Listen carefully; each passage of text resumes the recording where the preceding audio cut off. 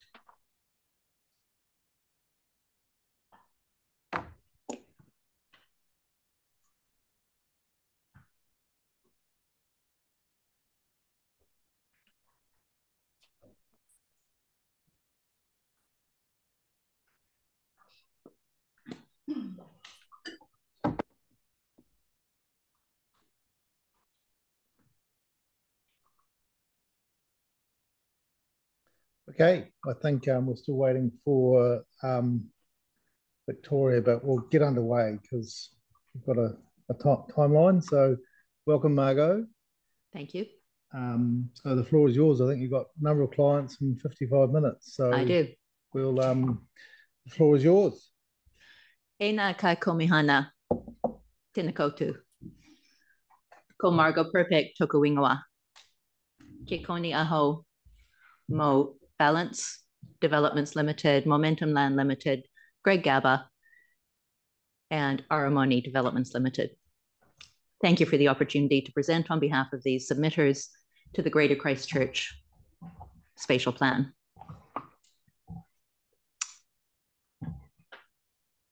You have before you a set of the images that are included in the PowerPoint summary presentation.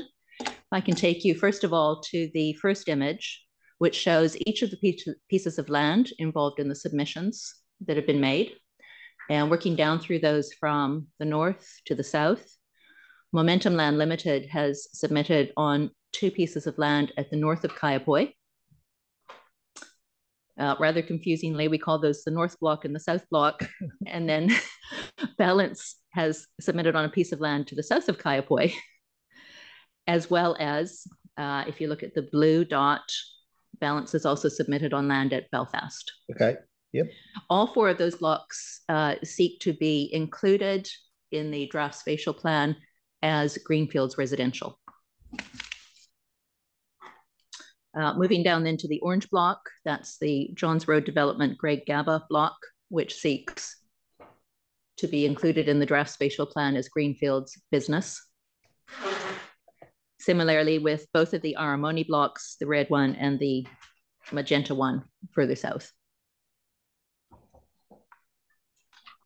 The thrust of the submissions is that the draft spatial plan as, thank you, as a future development strategy under the National Policy Statement for Urban Development must actually show greenfields residential and greenfields business, that it does not achieve its purpose, its aim, if it is simply showing the existing developed area, as well as some things shown in stripes as future development areas. Future development areas, that is too uncertain.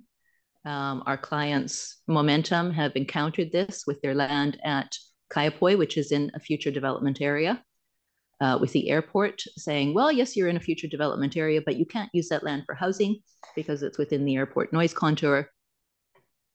You should put some industrial there in Kaiapoi, in the middle of Kaiapoi. It's not certain enough to be certain that you are actually providing sufficient growth capacity. This future development strategy needs to, as Map A does in the regional policy statement, it needs to show greenfields residential, greenfields business, so everybody knows how much provision is made and that it's certain that that provision can be made.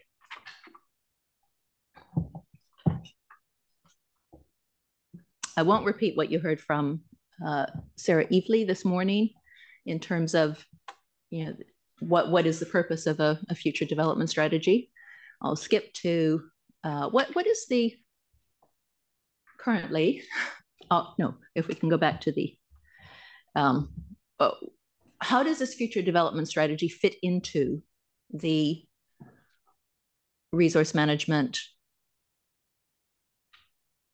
hierarchy of documents and what's currently in place under the Natural and Built Environment Act and the Spatial Planning Act? Now, we don't know whether the Natural and Built Environment Act or the Spatial Planning Act are gonna still be around come Christmas, but they're in place right now. And even if you take those out, there is still, you know, the Resource Management Act, which has a hierarchy of documents that's confirmed under current case law. And the future development strategy, although it's not going through a Resource Management Act process, it's going through a Local Government Act process, it sits in there and it must be had regard to come the Canterbury Regional Policy Statement process. It must be had regard to in the proposed Waimakariri District Plan process. It is going to affect those Resource Management Act processes. And our argument is that it should not be putting a brake on development. It should not be trying to limit development to the existing zoned area. It must make provision for some greenfields area because the National Policy Statement on Urban Development requires local authorities to provide for a variety of housing typologies, not just apartment buildings in the existing zoned area, not just infill. That people who want the option of buying a regular house on a section with a backyard for their kids to run around in and a vegetable garden shouldn't have to go all the way out to Rolleston to get one,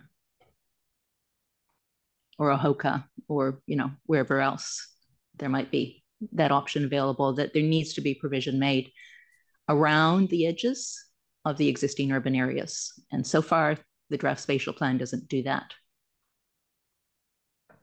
Margo, this is a really good diagram. Thank you for putting it together. Thanks, Shona. I thank my colleague Shona. Yes, and certainly that's advice we've got from the council, that any future plans, either RMA or under the new acts, will need to have regard to the spatial plan, so which includes the FDS, of course. So exactly, that's the point, isn't it? That is the point. So if you look at the top of the, well, the second layer down in the triangle, National Policy Statement on Urban Development gives effect to the Resource Management Act. Yes. And then we put in italics Future Development Strategy because it implements the National Policy Statement. And then there's not a really tight connection, I have to say, between Regional Policy Statement, District Plan, Regional Plans. They have to have regard to. They don't have to give effect to. currently. It's a have regard to relationship. It's not as tight as a give effect to relationship, but it will have an effect. Thank you. Yeah.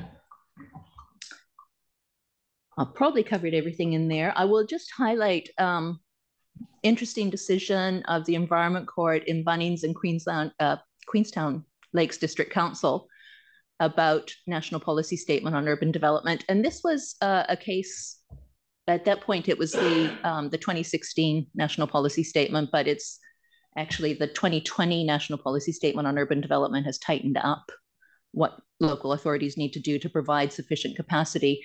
And Judge Jackson likened the way local authorities used to parcel out tiny bits of land to the Soviet model of providing X hectares for the production of pig iron. And he said, that's not the way we do it under the National Policy Statement on Urban Development. The more, the better.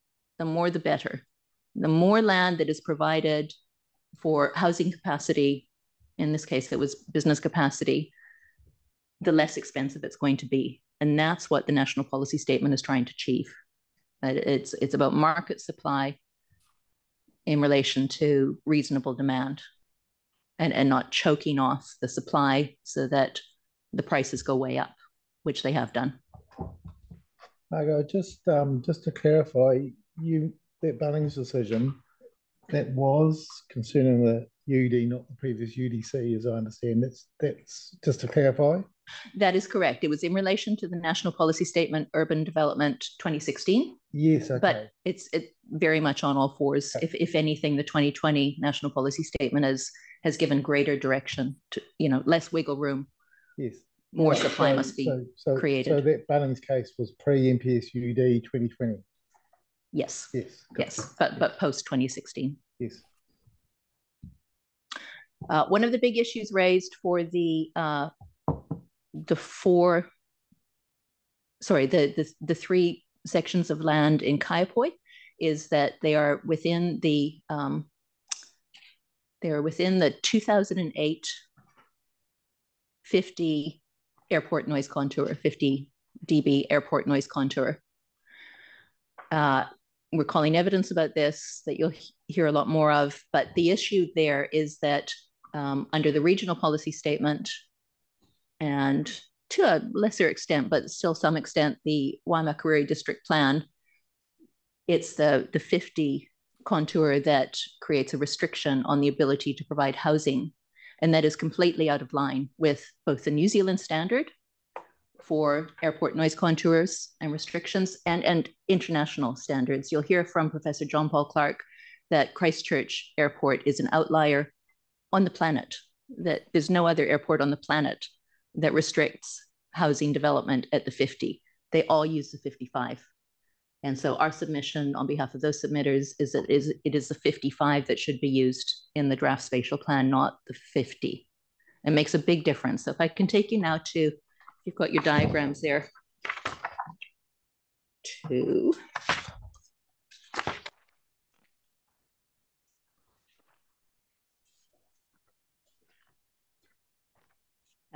there's a diagram that looks like that.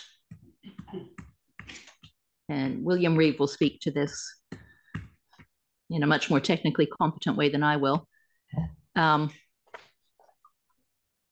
Is this the diagram, Margo? Yeah, this one. I've got it up on the screen now. Yes. Yeah. And so that shows what's up on the screen is truncated, but what's in your handouts has got the full one. The red line, sorry, the blue line is the existing contour that's in the regional policy statement, and it's in the Waimakariri district plan. And you'll see that it runs through the Momentum North block, that the Momentum South block is right inside of. And it's, what is it in relation to balance? Yeah, the balance block is inside of the blue line. That's the existing operative line. This is a 2008 contour. It's been, in the planning documents since at least 2013. It was supposed to have been reviewed in 2018. It finally got sort of reviewed in the last few years. And the initial review in May, June of this year showed the red line, which is a like for like modeling. The red line is the 50 contour on the basis of annual averaging. This is a very important distinction. On the basis of annual averaging, the line moves inwards towards the airport and away from these blocks of land. It leaves out the balance South Kaiapoi one entirely, leaves out most of the Momentum North block. It's still got the Momentum South block inside of it. The airport put in a submission on the draft spatial plan, and instead of saying, oh, it should show that red line, it said, no, it should show that yellow line, which is modeled on a completely different basis. That is the worst 3 months. It's not like for like. It's not the same as it's not on the same basis as the line that's been in the planning document since 2013. It's an outrageous land grab on the part of the airport.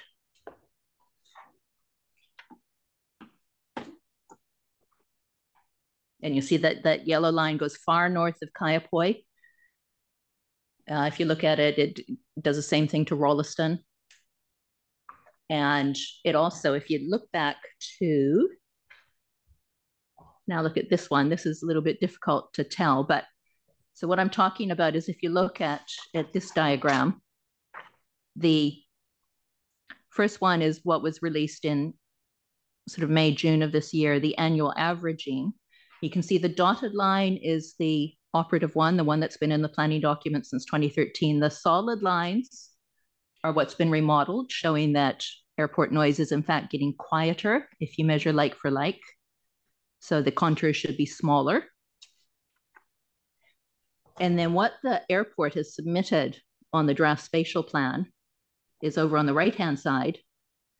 And you'll see that what they've asked for is for the airport noise contour to get much bigger, down towards Rickerton, towards Hagley Park, out towards Rolleston, way past Kaiapoi. And that's not on the same basis. That's on the 3 worst months rather than annual averaging. So our clients are saying that, well, first of all, it shouldn't even be the 50, it should be the 55, which is the blue contours. But even if a planning authority was going to go with the 50, which would be the only airport on the planet to do that, it should not be what's on the right-hand side, which is the 3 worst months. It should be what's on the left-hand side, which is annual averaging. Thank you. Welcome. Okay, I have no idea where I am in the presentation now. Let's see.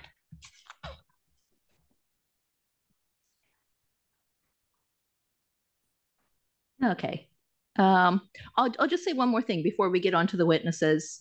I am acutely aware that this is a Local Government Act process, not a Resource Management Act process, but I've provided you with a copy of a decision, quite ancient now, as am I, in the Coal Producers Federation against the Canterbury Regional Council, where it was considered to be a bright idea to circumvent the Resource Management Act process of banning the burning of coal on domestic fires by using the Local Government Act process. No appeals to the Environment Court, can all be done at a council meeting. Everyone had 10 minutes to present. And the High Court said, no, you can't do that. You have to listen to the evidence. You have to weigh it up. You know, what was the evidence about the burning of coal? Well, you know, it's quite complicated.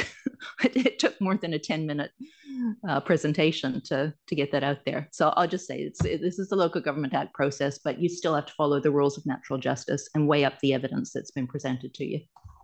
Okay, now the first witness is Fraser Colgrave, who I believe you're there, Fraser.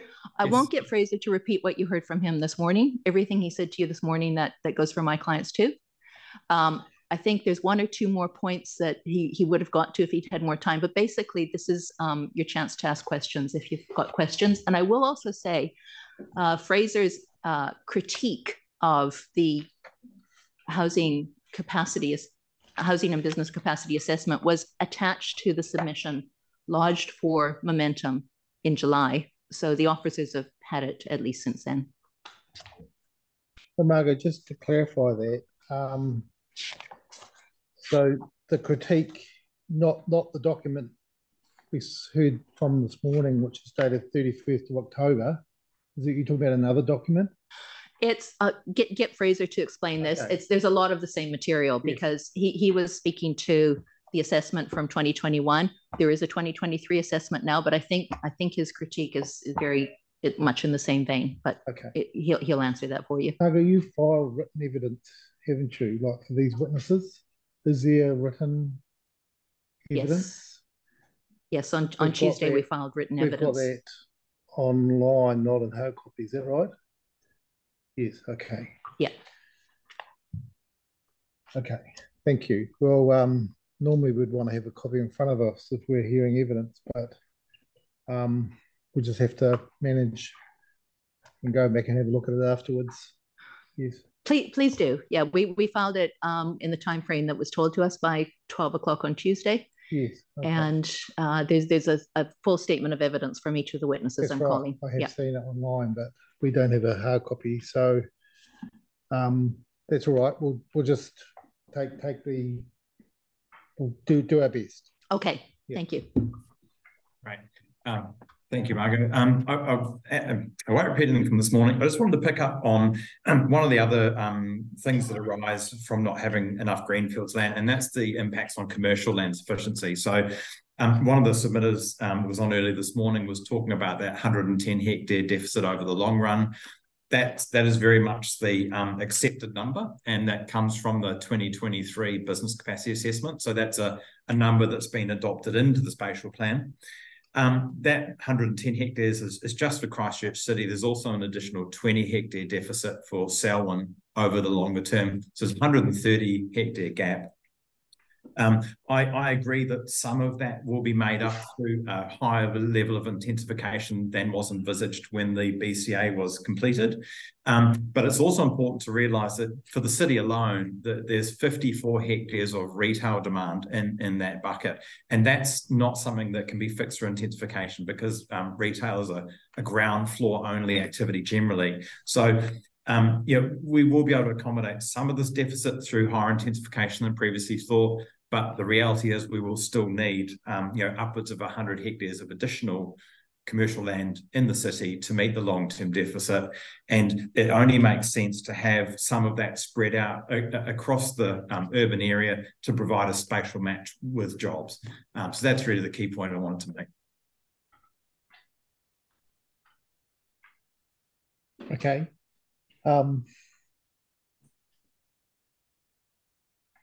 So, panel, given we don't have the evidence in front of us, did you want to summarise the key points from your statement of evidence that was filed on Tuesday, just so we can bounce off something?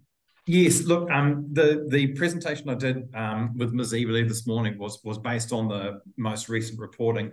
I think Ms. Perpick was referring to another piece of work I did, which covered some very similar ground, but it was based on the previous housing capacity assessment. So the 60-second summary is that the draft spatial plan does a great job of bringing together information, but doesn't provide enough greenfield land. Unnecessarily sterilises land within the airport noise contour. And the reason for those is that it relies on what I believe is flawed information in terms of how much capacity we have, and also a misleading and flawed assessment of the urban form scenarios that feed into the spatial plan. Thank you, Fraser. And that's all explained in your economic peer review, the 31 October one we were talking about this morning? Yes, sir. Thank you. So panel members, on that basis, given that we haven't really had time to read that 31st of October document at all, is there any questions we can ask? Anything springs to mind? Robbie? Yeah. Just going back to airport concepts. We heard from the airport this morning. Apparently, I don't know if this is true, but I didn't realise this. It's not the engine that causes noise. I'm sorry, I can't hear anyone, sorry.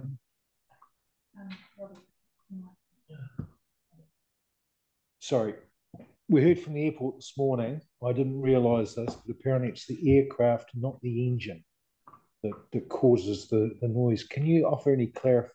Because this is the airport that's saying that, and I'm just an ex-policeman. So I don't know. I presume that question for me, sir. There are other experts on our team that are very well placed to address that. You have a noise expert, I think. We do. Okay. We'll hold that. Sir Kent, but William or Professor John Paul Clark will answer that. Okay. It's very important. Yeah. My question was the understanding from Fraser that the ability to increase capacity within the existing urban environments won't be achieved. One of the objectives of the Greater Christchurch plan is obviously to increase urban intensification, especially in our residential environment, and follow that through with a comprehensive transportation plan, so the two are working really well together. In terms of the your consideration of the lack of space for, and you mentioned infill housing, but is there an opportunity, do you think, within existing urban fabric to change the typology away from single story dwellings to medium density and high density living? And would that actually accommodate the numbers of people envisaged, including commercial development in our core proposed urban hubs? Yeah, great question, sir. Short answer is that yes, that's part of the solution. And the housing capacity assessment is very much reflecting that that sort of preference, I guess, to intensify, replace existing standalone dwellings with terraces and the like. So that is absolutely part of the solution. My personal belief is that we need to go up and out. We can't expect one of those in isolation to do everything. The issue I have with the housing capacity assessment is that what it effectively does is it assumes that the entire city will be demolished and rebuilt to its absolute maximum capacity under the MDRS and under the NPSUD. And so to achieve that would be a 560% increase in dwelling density. So and that will happen, but it will happen very, very gradually because virtually all of those sections have a dwelling on it, and it's just not financially feasible in a lot of cases to demolish that dwelling and build 2 or 3 in its place. As a building gets towards the end of its useful life, that's the point at which a section will be redeveloped, and it will be an important contribution to that. But the modelling as it currently stands kind of assumes that all of that will happen across all of Christchurch or Greater Christchurch, and that's really where the issues are. And just very quickly, the modelling also, when you drill down, really shows that the only places in the city where that would be feasible to do it would be in the very expensive suburbs just north of the 4 avenues, around Fendalton and so on. So obviously there will be some redevelopment there, but a lot of us will never be able to afford a house there. So intensification is part of the answer, but it's not the whole answer. Just a supplementary question. I'm just referring to map 8, which is the natural hazard risk map, which significantly is going to restrict and shape the ability of any greenfield development within the Greater Christchurch area. If that's the case and something needs to be done about that, then there's potentially less space for greenfield site development, in which case the urban intensification scenario is probably going to have to exist. Is that a fair question? Yeah, look, again, intensification is a huge part of the housing future, but the way the spatial plan currently works, it will see about 85% of the city's additional housing in intensification, whereas currently that's running more at sort of 60% or something like that. So it's a really big swing. The way I see it is that we're at a situation now where the whole eastern side of the city is effectively taken out by liquefaction, red zoning, coastal inundation. all of those qualifying matters we've seen through PC14, that takes out the eastern seaboard. So, you know, we're forced inland towards the west, and that's where the airport noise contour becomes an issue, I think. So we will absolutely need greenfields land, because that's where standalone houses are built. It's not financially feasible to build big standalone homes or even medium-sized standalone homes through intensification. So to the extent that we want to provide that housing in future, that will have to be on greenfields land. We can't go to the east, we have to go to the west. So therefore we have to find a more appropriate way to balance the airport's needs and the needs of providing sufficient capacity.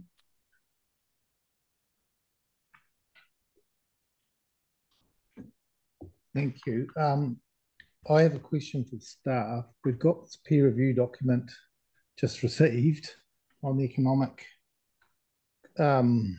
factors associated with Greater Christchurch. My understanding is Market Economics have been advising Greater Christchurch, or is that right? That's correct. Yes, and a number of reports have been relied on in terms of building a spatial plan up prepared by Market Economics. No. Oh, sorry, Formative is the name of the company, not Market Formative, Economics. not Market Yeah, my Economics. Okay. Yeah, there's a split. So this work that we have in front of us, this peer review, that's peer reviewing the inputs from Formative. Is that largely the situation? Is it more complex than that? I think the peer reviews on the capacity assessment produced by Greater Christchurch. Yes. For the purpose of this submission, that's my understanding of that. Okay, but there's no economic report that you've relied on. No, there was a statement from Formative on the affordability outcomes in relation to the scenarios, which Mr. Colgrave mentioned earlier. Okay. All right. Thank you. Any other questions? We should move perhaps to the next witness. Thank you.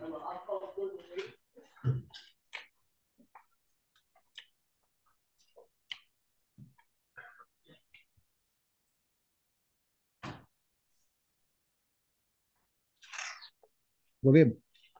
Good afternoon. I'm William Reeve from Acoustic Engineering Services. Yes. Today, I'll provide a brief commentary on the proposed changes to the aircraft noise contours, using my client sites at Kaipoi as an example. And I'll also comment on how current airport noise complaints data can demonstrate that a discrete area of residential development close to the edge of the aircraft contours should not represent a potential reverse sensitivity burden on Christchurch Airport.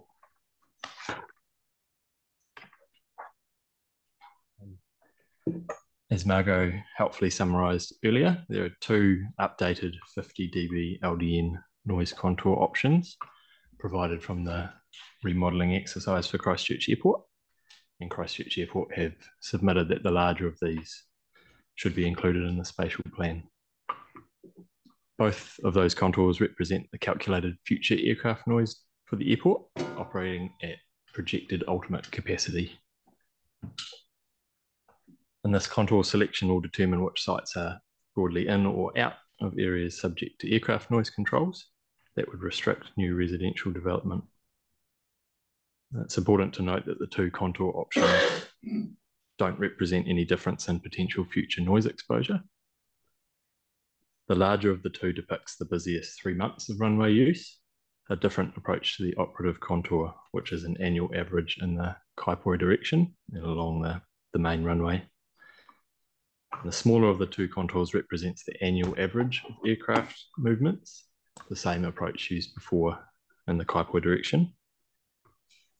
And in my opinion, it's premature to select a noise contour before considering wider land use planning implications and balancing these against potential effects.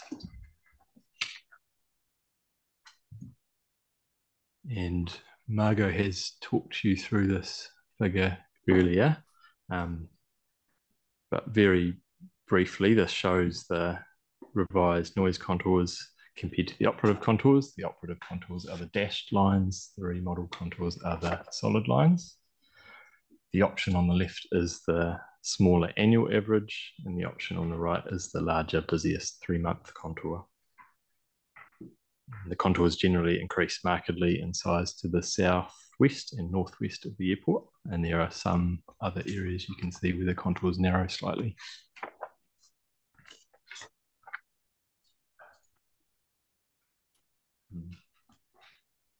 As Margot noted before, this slide is specific to Kaipoi, and it has been truncated a little bit in this PowerPoint, but there's a correct version in the hard copy of the slides or in my evidence. And this demonstrates at a small scale some of the implications of the averaging period on specific sites, using the 50 contour as an example, since this covers a large area of the Kaipoi township and it's relevant to the subject sites. So control starting at the smaller red annual average contour would mean that the balanced development sites and most of the north block of momentum land would not be subject to any aircraft noise restrictions on development. However, the larger yellow busiest 3-month contour would cover more of these sites and subject them to controls, rendering them unsuitable for new development. This is despite the fact that the options do not represent any difference in actual potential noise effects. I note that all versions of the 55 contour would stop at or stop short of State Highway 1, so don't extend to this area over Kaipoi Township. So that's the blue line on the previous plans? Yeah. Yes. Yes. Yep. Okay, yes, got that. Thank you. Correct, yep. So I'll move on to a brief summary about complaints. And when you have a chance to read my evidence, there's a figure which shows the recent complaints data from Christchurch Airport and Auckland Airport and the locations of those complaints across the city. So on complaints, there is not a common method to determine how many of the population exposed to a given level of aircraft noise would then go on to make a formal complaint. But it is a small subset, and actual complaint data can show current trends for this subset of the population who experience aircraft noise and are motivated to complain. And it does represent a current direct reverse sensitivity effect. The February 2017 to September 2023 Christchurch Airport logs show that complainants are distributed across populated areas of the city, and many come from areas that are exposed to levels of aircraft noise, either current or future, that are below 50 dB LDN, so outside all of those contours shown on the previous plans. Complaints would be expected to increase with increased aircraft noise as the airport grows. Recent complaint data for Auckland Airport shows a similar trend. There is a concentration of complaints from areas where current or future noise levels are highest, so above 55 LDN, but also many complaints from locations further from the airport, including many serial complainers who seem to have a lot of time on their hands. Complaints data indicates that a discrete area of residential development close to the 50 dB LDN contour should not result in a meaningful change to the current or future complaints burden for CIAL. And that reflects the case for the subject sites that you've seen on those earlier plans. Thank you. Thank you. Do we have any questions of our? There was Robbie, that you can ask your question earlier. There you go. About. We have a show out at Rangiora called Muscle Car Madness. We know that we're going to get a complaint from a certain resident. Is your evidence that I'm going to get, hopefully from Jenny at some stage, show the recidivist complainants? You know, Robbie Bryan complains about everything all the time. So does it show that? Yeah. So there is, what the data I guess shows is that there is a very small percentage of the population that will complain even if aircraft noise levels or muscle car madness levels are very low. If you can hear it, there's a chance that someone will complain about it, basically. But the chances get smaller and smaller the lower the noise levels get, but there's always complaints, even if the noise levels are low. William, can you answer that earlier question about the, because the airport representative this morning said that the noise is caused by, not by the engines, but by the air moving across the airplane? Was that? Yes. Yeah. So I guess maybe an analogy, you can compare it in a way to to a car. If a car is moving at low speed in a car park, unless it's an electric one, you'd hear the engine. As it kind of speeds up and it's moving faster on something like a highway, it's the aerodynamic noise across the body of the car and the tyre noise that begins to be the dominant source. So it's, I guess, similar for aircraft, in that closer to the airport, for aircraft taxiing and things like that, you would hear the engine. But if it's on approach or departure, other components of the noise become more dominant. Thank you. Panel, do we have any other questions? I think pretty clear message. We understand your evidence. So thank you very much. Thank you for your time. Thank you very much. I'll call Mark Thompson, who's going to speak about infrastructure on the momentum blocks and the Great GABA block. And we've got infrastructure evidence. It's basically just saying there's no reason why not, that it's all good in terms of Three Waters, in terms of, you know, all the other things that would be dealt with on an eventual plan change application. Thank you, Mark. But that these blocks shouldn't be ruled out at this stage. Thank you, Mark. Thank you. Good afternoon. Margot's probably in her two quick sentences there said all that really needs to be said, but on the basis that I understand that you haven't seen or read some of the evidence. We have seen it, but just electronically. So okay, I certainly skimmed it yesterday, but we just don't have it right in front of us now. I'll give a very brief overview, but Margot's comments about there's no major infrastructure constraints preventing normal development of these blocks certainly do apply. So in respect of the Momentum North block, we've identified that there will need about 430,000 cubic metres of imported fill across an average height of about 1.3 metres from existing ground levels to elevate the site above modelled flood levels identified by Donkin and Taylor. The wastewater discharge scheme for the site would be a local pressure sewer discharging into existing reticulation to the south. Water supply connections would be made to existing reticulation, again, both to the south and to the west. New stormwater treatment basins would be located on the east side of the site, adjacent to Macintosh Drain. Thank you, Margot. Moving on to the Momentum South block, 95,000 cubic metres imported fill with an average height of 1.6 metres, again to elevate the site above modelled flood levels, mitigate hazards there. Again, local pressure sewer reticulation discharging into existing retic, this time to the north. Again, water supply connections made to existing reticulation to the south and to a paper road on the east side of the site. Stormwater proprietary treatment devices to provide treatment of stormwater discharging. Moving on to the GABA block, it's within the Christchurch City stormwater discharge consent area, and Christchurch City technical staff have advised that standard infrastructure would apply, being a first flush sedimentation basin and then wetland with storage above that. The site is bounded by the Waimakariri secondary stop bank, as shown on the district planning maps. So I'd anticipate that earthworks would need to be designed in the future to maintain that secondary stop bank function. There are two existing water bores on the site. However, I anticipate, given the changes in water supply technical standards and the regulatory environment, that it would most likely need to connect to City Council reticulation, either in Groins Drive or Brookwater Avenue.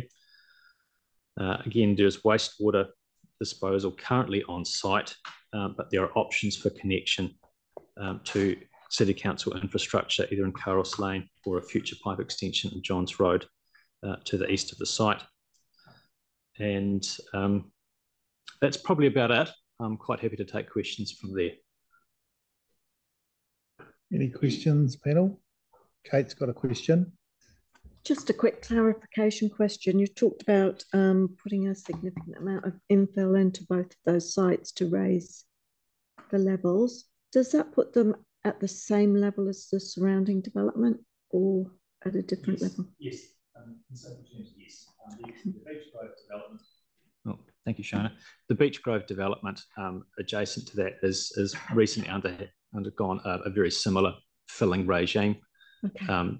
Again, for exactly the same reasons, to mitigate modelled flood hazard. Thank you. Thank you. Thank you, Mark. I think that's everything we have. Oh, no, here we go. Grant. I just, you said there were no major infrastructure issues, but I can't, and then you're suggesting that on the south block, 1.6 metres high of fill over 95 hectares. And I know the other day there was a submitter who was concerned about when we do that stormwater gets pushed out to the surrounding land and to the surrounding land. Mm-hmm. How do you compensate for the dispersal of water and drainage when you're reducing the area capacity for retention in adjacent areas of land? So I think, if I'm understanding your question correctly, you're talking about perhaps like a compensatory storage volume. So if there's an existing floodplain which is then filled, then that volume is no longer available for flood storage. Is that your question? Yep. Okay, thank you. So perhaps how should I put this? I do know, and I'm relying on technical work prepared by some of my colleagues here. I do know that there is a shovel-ready project which is underway or in the planning stages with Waimakariri District Council for mitigation of flood hazard risk. It's on the south side of Beach Road. And advice from Waimak Council staff is that no attenuation is required for development of these blocks. So it's a balancing of both the flood hazard risk to enable development of land, and, as you say, ensuring that the flooding hazard is appropriately mitigated for other properties as well. Thank you. If I could add to that, I do know from my experience with other applications that the Waimakariri District Council is very thorough in assessing an application for any development, that if you raise the floor levels of your houses or the land to be developed, what effect is that going to have on potential flooding for existing houses? And they will only give you a very small amount of leeway. You know, if it's going to bring the water levels up more than about 20 millimeters, then they have a problem with that. So you need to show that you're not going to have that sort of effect to exacerbate flooding on existing houses. Thank you. Thanks, Margot. You better keep moving on, I think, because you've got quite a few people to get through. So thank you very much, Mark. Jeff, are you there? Yes, I'm here. Right. Okay. So Jeff has just very brief evidence about the Gaba block in relation to whether or not it's got highly productive soil. Okay. Thank you, Jeff. Sorry, Greg. No, wait on. You are Jeff. We're talking about the Greg Gaba, so you go ahead. Yeah, Greg Gaba is the landowner. Yes. Gotcha. Yep. Okay. I've reviewed the Greg Gaba site on the land use capability databases. And it's very clear that the whole of the site is classified as land use capability 4, and under the which is the blue polygon, and under the HPL high productive land it is required to be land use class 1, 2, or 3. So this land is not considered highly productive land. It falls outside the NPS requirements. Okay, that's straightforward. So you've looked at the maps that are used around the country that currently classify the 1, 2, 3s. Yes, Jeff? correct. Yes, I have. Okay. Yes. Yep, great. Thank you. All right, that's clear. Thank you. We will move on then. Jamie Verstappen will give infrastructure evidence about the balance blocks. Jamie. Hello all. Jamie Verstappen, Civil Engineer at Davey Lovell Smith. I've provided evidence which outlines infrastructure requirements for both the South Kaiapoi block and the North Belfast block, which I'll briefly summarise for you now. Thank you. For the South Kaiapoi block, once again, the site is subject to council flood mapping hazard. And as such, all new lots will be required to be filled above these levels. Construction of new basins within the site, within lower lying areas, will help to mitigate the adverse effects of this lifting of lot levels. There are two natural waterways which adjoin the site. Setbacks will need to be considered from both a geotech perspective and ecological perspective. The site is located within an allocated future growth area, and council have undertaken an investigation into how the site can be serviced for wastewater and water supply. This investigation provides council's preferred options for wastewater and water supply servicing and gives an estimate of the development contribution costs for each. It's expected that stormwater from the completed development will be discharged to the adjacent waterways following treatment and attenuation on site, subject to ECAN requirements. In my opinion, there's no infrastructure constraints which would prevent residential development of the South Kaiapoi block. Onto the North Belfast block. Once again, the site is subject to flooding risk, and as such, new lots will need to be lifted to achieve clearance from flood levels. As is common with low-lying land in Christchurch, ground improvement works will be required to bring new lots up to TC2 standards. Council have purchased a significant area of land adjacent to the site, which will be used for stormwater and flood management facilities, and design of these facilities is underway. There are a number of box drains throughout the site, which are currently used for stormwater conveyance, and these will need to be naturalised or piped through development. There's a wastewater pump station located at the southern boundary of the site, and council have planned upgrades for this pump station to increase capacity to cater for the site. The site's currently serviced for water supply. However, further water network upgrades will be required to enable the complete development of the site. Overall, I don't foresee any infrastructure constraints that would prevent this site also from being developed in a residential manner. Thank you, Jamie. Any questions? Any questions, panel? No, thank you very much. I should just, well, Jamie is there. The Belfast block is already inside the urban boundary, but it's got industrial zoning. Yeah, okay. And so what the landowners, the submitter is seeking is that it be shown as Greenfields residential rather than Greenfields industrial. But your assessment was that didn't really have an effect on infrastructure requirements. Yes. Yeah, that's correct. The site can be catered for in both ways. Thank you. Yep. Moving right along, I'll call Ben Lagan. This is in relation to the two Aramani blocks, or well, specifically the Springs Road block. And this is, so what this submitter is seeking is Greenfields business for two sections that are currently not shown within the urban area and are zoned rural. So it's to provide more industrial land in that sort of around the airport and in the Springs Road area. Thank you.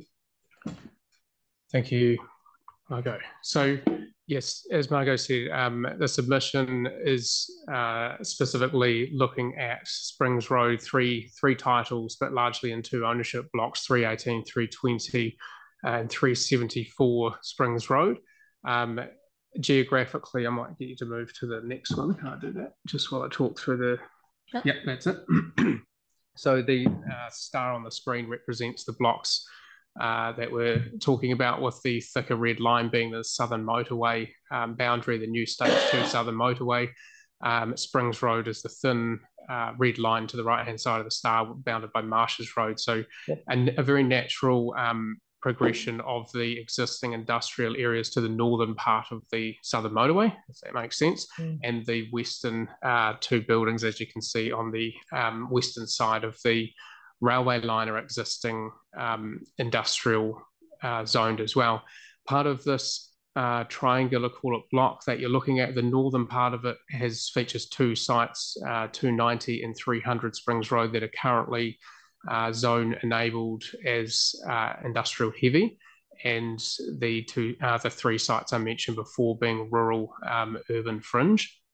So our case to put forward for the inclusion of priority area being industrial business is that it falls outside of the natural hazard maps referenced in the spatial plan. It lends itself to a nice border rounding off of the Christchurch City Council's designated local authority area. On the southern side of Marshes Road begins Selwyn District Council's zoning authority, and back towards Prebleton, less than a kilometre down the road. So the site itself we deem, flat in contour. It has accessibility. What you're looking at here is one of the only two sites in the southwestern industrial areas which make up a large majority of the commercially viable development land for industrial that features access to public transport routes. So the other one being, and you can just see a tiny bus stop in the corner of Marshes Road and Springs Road there. So you've actually got physical access for public transport.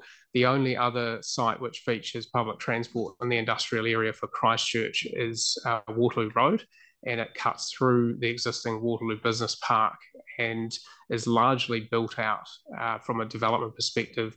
So the relation to the land and the spatial plan is that in order to achieve largely what we're looking at for the spaces available for businesses to achieve a low carbon future, we are looking at development capacity for land and how credible it is to actually link those two realities of a low carbon future with what development capacity is being put forward as available.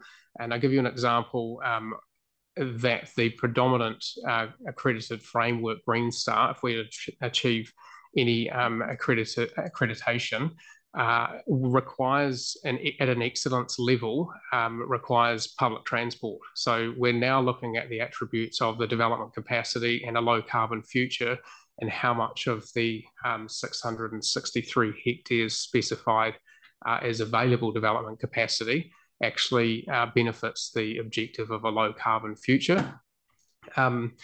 If you look at table 3, which is where the, and opportunity 5, which is where the statistics are presented, where you look at the supply capacity, there's no breakdown, obviously, for industrial around attributes of viability of development, the low carbon outcomes, and the demand profile that might actually be attracted to the existing supply. So we bring into question and want to critique for productive feedback around how these the reality of the supply numbers are artificially inflated for the 10-year medium term and the 30-year long term. And if you translate that back to the demand, which is forecast, again, you're talking about 36 hectares of medium term and 119 hectares of long term uptake, if you will, of the demand with margin. Is simply not what has historically been represented post-earthquake in the Canterbury Christchurch region. And I can attest to the fact that over the last 8 years as a crude assessment in my role as a developer for various clients, I've averaged personally, without isolation for double counting, 7 hectares of development, which is above, it's almost double the expected demand with margin statistics that are being presented within table 3. So I just question the actual data set and the methodology to how you work out the surplus and then come to the conclusion in opportunity 5 that there actually is sufficient land available for industrial development, and then again providing productive feedback around the global trends. There was a comment in the summary there being that global trends would likely see a decline in industrial activity, which is not what the research globally would show. Most areas, metropolitan areas with an increasing population would have the byproduct of an increasing demand on their surrounding industrial areas and capacity as well. So bringing it back to Springs Road and linking a low carbon future for your industrial areas, the weighting towards business, I think, is slightly misrepresentative or underweighted towards residential, if you will, and some of the other outcomes. If you really want to achieve a low carbon future, you really need to include more emphasis on the industrial category for all its sins. It's a high carbon greenfield activity, and you've got the biggest opportunity and lever to make sure that the large land supply, if the numbers are accurate or inaccurate, is actually undertaken in a productive way for into the future. Thank you, Ben. Margo, we've got 3 more people to talk to us. Is that? I do. I understood that our time slot went until 3:15, but okay. Look, we'll carry on because you are over. But Ben, I just have a question that your evidence covers the second bullet point that we're seeing here about the development capacity, in your view, being inaccurate and misleading. So we'll look at that when we get a hold of your written evidence. Is that right? Yes, that's the table 3 I'm referencing. Yes. Okay. Thank you. Well, Thank you. Any other questions? We'll move on to, Nicole. So with your map that you've got up of that area, you have to bring it up. So to the south of that's Prebbleton. What sort of distance are we talking about to the edge of Prebbleton? From that bottom corner of Marshes Road and Springs Road, you're about 1.4 kilometres to the edge of Prebbleton's first roundabout. And that's where you're not talking about where the residential development starts, though? No, I'm not. I'm talking about the actual township where you would see the little green sign saying Prebbleton. Yep. Okay, thank you. Yep. Thank you. Grant. Just quickly, in terms of the industrial development, a lot of the submitters generally we're wanting a greener environment for our urban, both living and working. Is there, in the assessment of your industrial sites, do you allocate a proportion of the site to be green? It's sort of a 2-part answer, because once you've done the land development, which is what the spatial plan's sort of referencing, you're largely locking in, for better or worse, the improvements of the green ability to actually achieve a low carbon outcome above the ground. So what I'm sort of referencing is coming back through the development life cycle and actually addressing this block specifically to say that you should sympathise with the resource management of that specific block, take advantage of the community bus routes, and then give yourself the best outcome to achieve, say, an accredited rating as your end goal. But the existing land in the area, I know for a fact, will limit your ability to actually prove in certain frameworks that you can achieve a green outcome. Okay, did that answer your question? I was more thinking of the ability as part of the low carbon outcome, if you like, of a particular site.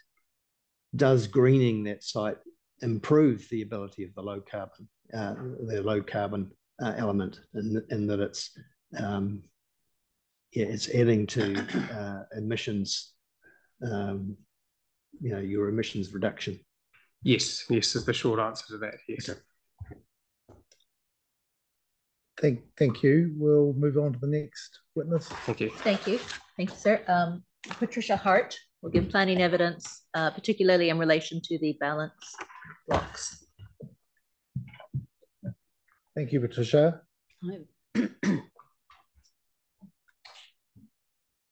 Right, I'm just going to address 3 or 4 points that have been raised in my evidence.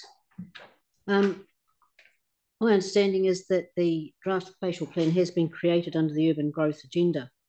And the main purpose and objective of that agenda is improving housing affordability by removing barriers to the supply of land and infrastructure, and making room for cities to grow up as well as out, with the objective being giving people more and better options for housing locations and types to improve housing affordability in urban areas. But the draft spatial plan main direction only provides to focused growth through targeted intensification in urban and town centres and along public transport corridors. This narrow approach is continued throughout the document by only providing for growth within sites close to some existing centres, not providing for any greenfield priority areas for growth. I consider that this document also has issues in terms of the uncertainty it creates. The role and the status of the draft spatial plan within the general planning and resource management scheme is uncertain, raising questions such as, is it a resource management document? And if so, where does it fit? Can it be the equivalent of a future development strategy required under the NPS urban development? And if so, it's lacking many of the key elements of an FDS, thereby undermining its integrity. Despite its unknown status and limited assessment of future growth scenarios, in my opinion, there is a real likelihood that future RM documents, such as the Regional Policy Statement, will adopt this very conservative approach. There will therefore be a high level of uncertainty created for the public, councils and residential developers as how future growth will be provided for. With regard to greenfield priority areas, over the last 5 years, greenfields development has accounted for nearly all homes in Selwyn and Waimakariri and more than 80% of new standalone homes in Christchurch. Despite this, the draft spatial plan makes no provision for greenfield areas with a simple statement that these are to be provided by other processes. The lack of directional support on this matter will mean that any greenfield priority areas, both residential and business, will be very difficult to achieve by private parties. The ramifications of this can only be a shortfall in housing in the future and resultant increase in housing costs and therefore affordability for house owners and renters. Now, just commenting about the two sites that Balance have been involved in. The North Belfast site, which is the one that's currently zoned industrial. It's based around Tyrone Street and it lies between the Main North Road and the Main North Railway. It currently is zoned industrial general, but no development has occurred to date. It is unlikely to be used for industrial activities due to its multiple owners and lack of demand. City Council owns land adjoining the railway line, which already has design plans for addressing stormwater on the site. It is a logical northward extension of the current residential area of Christchurch. It's serviced by public transport on the Main North Road and is exempt from the NPS HBL because it is within an urban area. It therefore is well suited to being a priority area.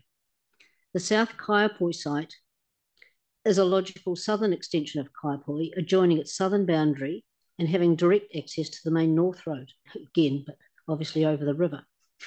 It's bounded by Main North Road, the railway, two streams, limiting any potential for extensions in any direction. It has direct access to the centre of Kaiapoi. It's served by buses already on the Main North Road. It has good soils, however, as it is zoned rural lifestyle in the proposed district plan, it is understood to be exempt from the requirements of the NPS HPL. It can be connected to existing council services. It will require earthworks to achieve higher ground levels. Thank you, Patricia. That's really, really good summary of the evidence I skimmed. Is there any questions, panel? No, thank you very much. Thank you. I have one more witness at this time. There's two more witnesses to go, but Professor Clark is after 4 o'clock. Oh, okay, that's good. So I'll call Brian Putt. Brian's here. Thank you. Thank you. Welcome, Brian. Kia ora koutou. Welcome.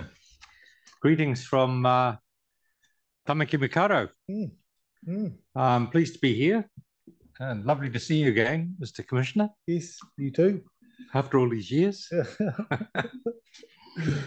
I got involved in this exercise because Margot's firm, I'd assisted her firm through other council in the past on providing a broad planning approach to issues that have arisen on various matters going back more than a decade. So they just asked to see whether I could provide what is in effect, I think, a macro planning overview of the important job that you're doing, but one which doesn't have a finite conclusion, because you're unable, because of the status of your partnership group, you're unable to be the direct influence on the regional policy statement. So this is something you all know, but I think, you know, from a Christchurch urban point of view, it's important this work is done. And it's very pleasing to see that the partnership exists and it has gone to this extent. So what I've done is just covered off what I think are the key issues about the spatial planning dynamic that you're dealing with. So spatial planning has got a fairly useful definition in the Spatial Planning Act, which, although the draft plan is not totally responsible to, it does give you a good lead as to what the plan should be doing. And in my view, it has achieved that to a large extent. It is pointing out development opportunities. The key issue in the spatial plan, in my opinion, has been the identification of a mass transit, public transit system to serve Christchurch, which, even though it's always had a rail line for over 100 years, it's never really used rail as a means of allowing people to move around. And so I think it's a very important connection in the spatial plan, linking the transport network of the motorway, the rail, and existing public transport buses into the land use allocation process. So that's been really important. The second important thing is realizing that with spatial planning, you are taking a broad macro planning approach.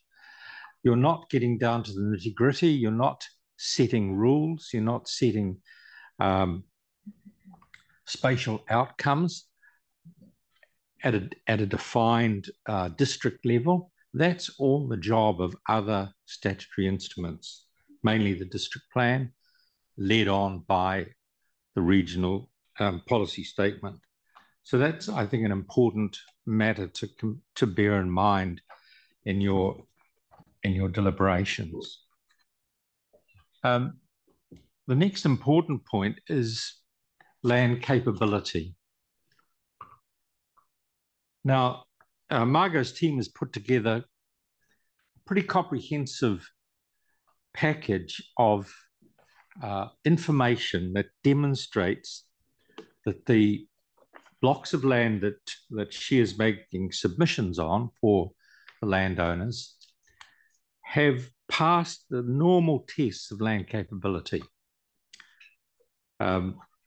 So that's a strong position for you to accept through the evidence that has been provided. I've just, in my evidence here, just emphasized the fact that the geography of Canterbury and the development of Christchurch has naturally created this north-south alignment because you've got the ocean on one side and the mountains on the other. And that has limited, in a way, the ability to create some sort of traditional town planning concentric form of development. And in a way, it's a situation that's been faced by many cities around the world. The same thing applies in Auckland.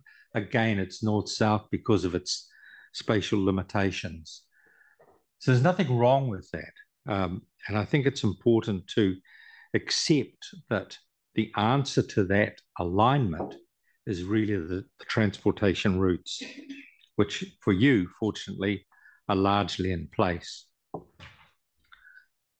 So in that sort of overview, the conclusion is that there is simply really one primary constrainer, and that's the airport noise contour overlays, which have effectively blighted large parts of the potential growth that Christchurch could make into land that has capability.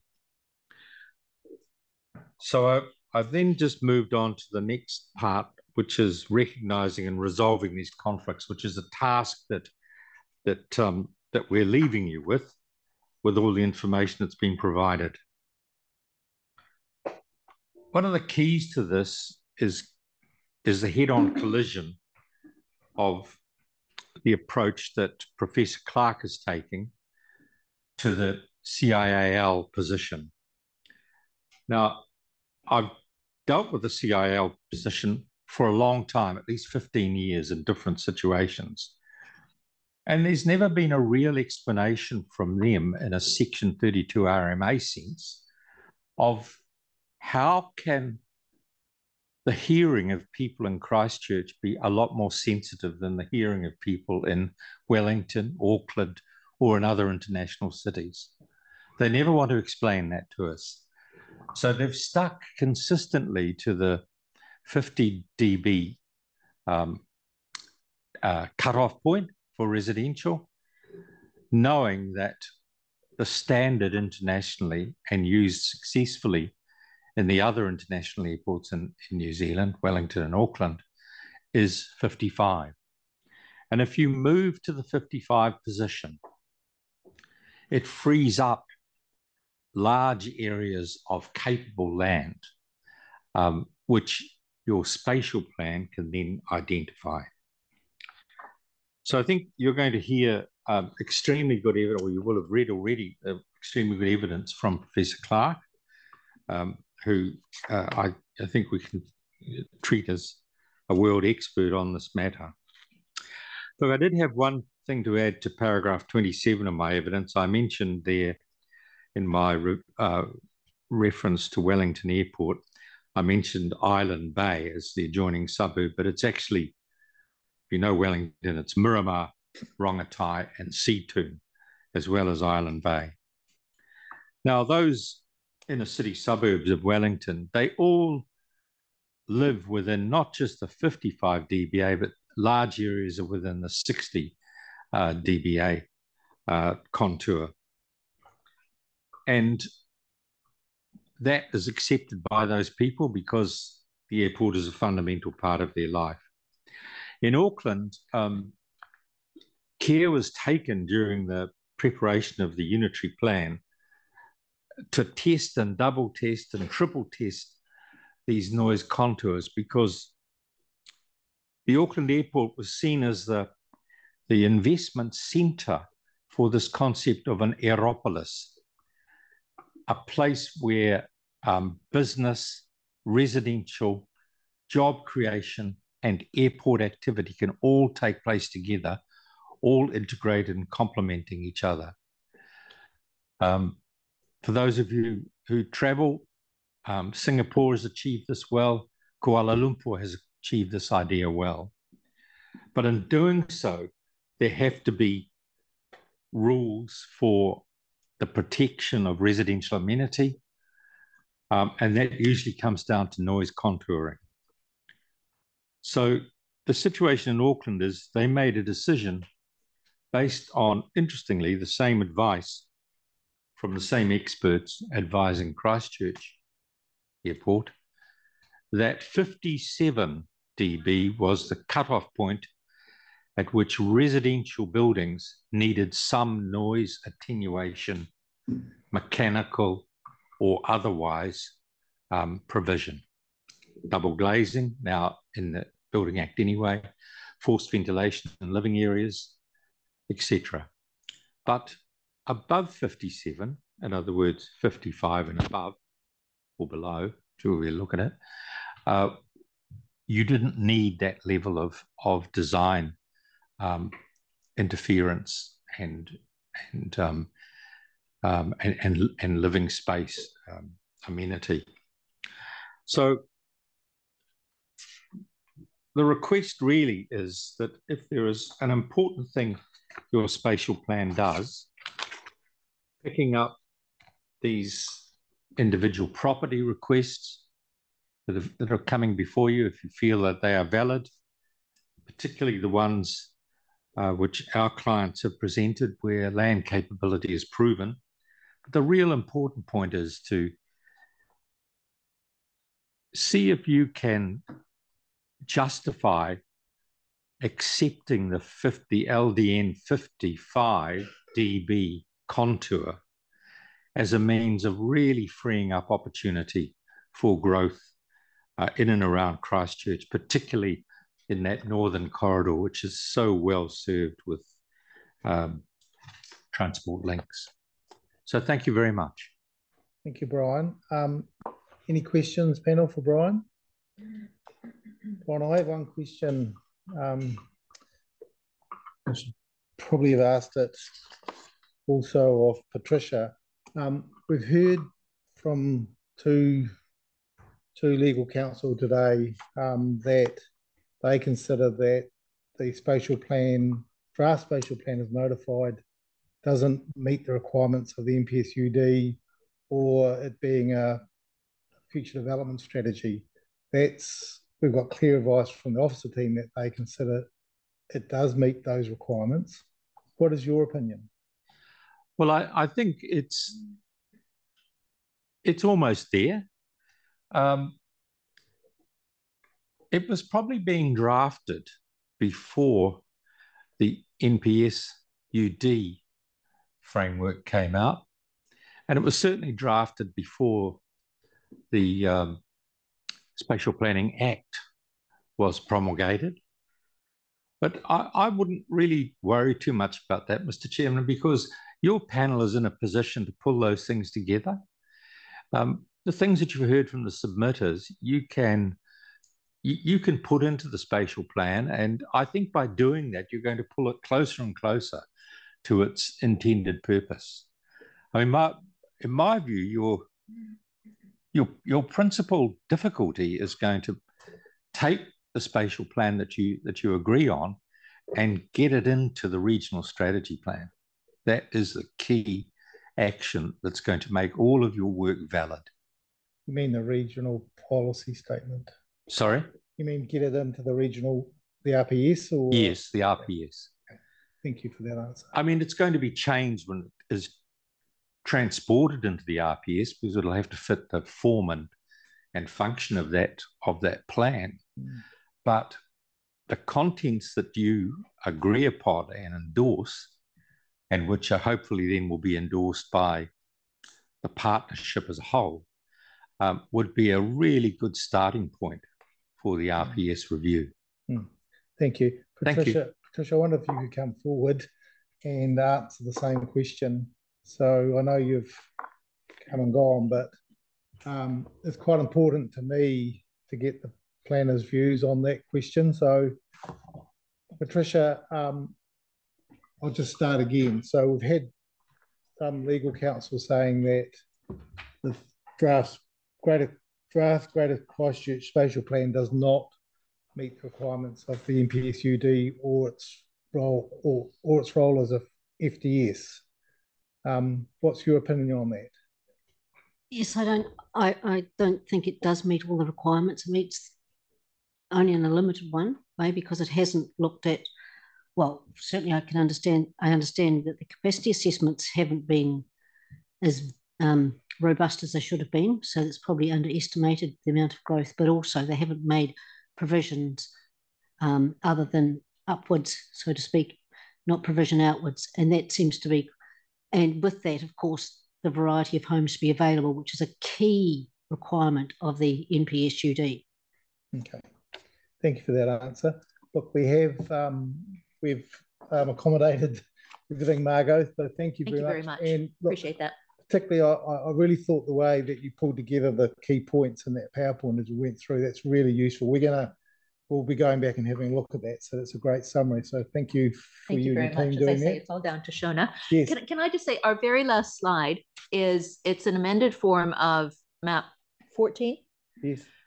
And what it would look like if you had taken the greenfields, residential and business from map A in the regional policy statement because it seems quite clear that it's taken the gray areas seem to be mainly from map A in the regional policy statement, but you've left out the greenfields residential and business. And so we've just sort of, in a very crude way, put on some blue blobs and some green blobs to show, you know, why not put in the greenfields residential and business, including dark green blobs are what our clients are asking for residential greenfields, and then dark blue, almost black, are those 2 Aramoni blocks. Yeah, so it's just sort of doing some colouring in on map 14. Okay, thank you, Margot. And you're welcome. Okay, we'll see you again after 4 o'clock then. And certainly for the staff, we've already asked the officers to think about the legal submissions we heard this morning from Sarah Everly. So I appreciate that. At your page 7, Margo, you make the same legal claims that it doesn't meet the requirements of NPS. For the reasons expressed by Patricia and Brian. Yes. Thank you very much. All right, look, we're a little bit behind, not too bad. Panel, do we need a 5-minute comfort stop? We're happy to push through. Push through? Okay, right, thank you very much. So we'll move now to Drusilla. Are you here? From Pauline? Yes.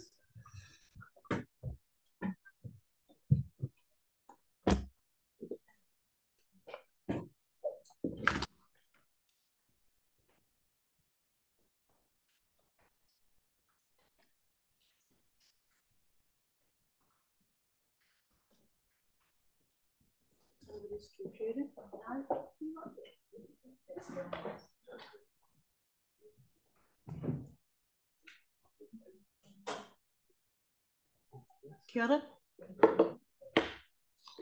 Oh, I've got some paperwork to get delivered.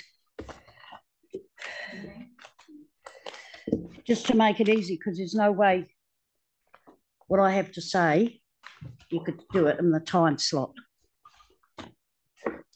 So if you could give those out, please.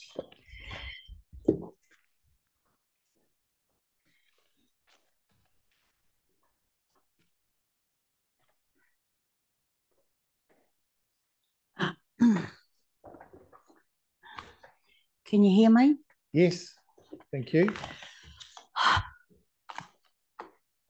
Can I start? You can start. Yes, please. I also have one plan here of where the old railway station used to be on Morehouse Ave. And I just to give the group, because I would like to see a railway station there when the stadium's built, finished. Okay. The airport, very interesting listening to that stuff. I spoke at the hearings on the airport 214, plus the hearings Hagley Oval 214, 220. The hearing development would bring 30,000 cars a day with the project. That's what we found. And my concern was if there was an industrial accident, there was no way of monitoring actually when you build houses and you have them condensed. You don't know what people have in their garages. If you have an industrial fire, the issues of getting fire engines in and out, all that logistic stuff, and what they was compacting it. If you build, you also have issues with big cranes and airport flight paths. Example, I just put up a big crane last week. We're working at the hospital, and you know, you have to have flight paths, everything. So even though you've got a big plan, there will be areas where there's high buildings, and it all has to be considered. Okay, I've given you that one. Conflict of interest. I'm a small investor in the Grange and the Cathedral Square, the old post office, and I work in traffic management since 2015, plus construction industry. I'm working on archives and research for the new visitor centre, Cathedral Square. I'm a small investor, Toa Rail, so that's so we can have our meetings there. My group's actually been going since 2005, and this is actually 20 years' work. I have noticed, and I feel that there is a need for an emergency management centre, not council, but community. I'm an event organiser and all these type of things. And then also with the trades, if we end up having to build a dam out like Onslow, how are you going to get your workers from A to B? There's just so much to cover, and this will be an ongoing thing. I have business cards here as well. My group is established, and we're just working through the process. And I would like to see rail from Ashburton all the way to Amberley, because in Ashburton you have $100 million workshop for repairing, and you've also in Amberley you've got Weka, which is another support. And you also not just got to look at light rail, you've also got to look at heavy rail and tourism and everything else. Now, also in that plan, he conveniently missed out New Brighton. And also, when you proposing to build a new bridge for New Brighton, it won't take rail. So that's one thing. It really concerned me that it was in New Brighton was actually in the 212, 242 annual plans, but it wasn't in this one. And the thing is, you've got to say, well, okay, everybody's saying Hornby and Belfast, but then if you look at Rolleston and Rangiora, the population jumps another 7,000 to 9,000. I actually live in Rangiora. I lived there 20 years. But we also have a house in Bishopdale. Now this week, because I'm doing 6 early morning starts, I'm having to stay in town or drive from Rangiora, jump on a bus in Greers Road to get me to work at 6:30, because the bus in Rangiora doesn't get me to work until 7:30. And I've got to catch 22 buses a week. And also last week when I was in Littleton, we had a drunk come on the bus at 12 o'clock in the day and actually threaten people to stab people. So this is another issue. This is another, at least with rail, you can actually get out of the carriage and go to another one if there's an issue. But it's about, more than anything else, our infrastructure. And also too, I'm from the West Coast. I have to tell you, when I was about 10, we used to actually catch the rail car to Christchurch in one day and go back. And we've lost that. And when we build the stadium and we want to promote our cities, we're needing to have light rail, heavy rail on heavy rail tracks. And we also need to promote our tourism side of it. And we, councils, and we all need to be working together. I'm sorry, I've kind of gone off track, but does that help? And with the Emergency Management Centre, it's about promoting film. I'm actually going to a writer's workshop on the weekend, and I'm looking at promoting writing a terrorist film starting in Christchurch, going all the way down to Fiordland and back. And that's why we need the Emergency Management Centre, not only for rail, but coordinating a number of projects. And I've already got the archive, we just need the right location. Does that help?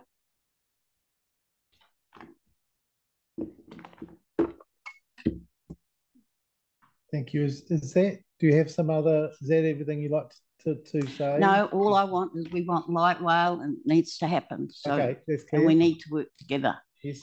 All right. Okay. Thank you. Thank you very much. Right, Ingrid.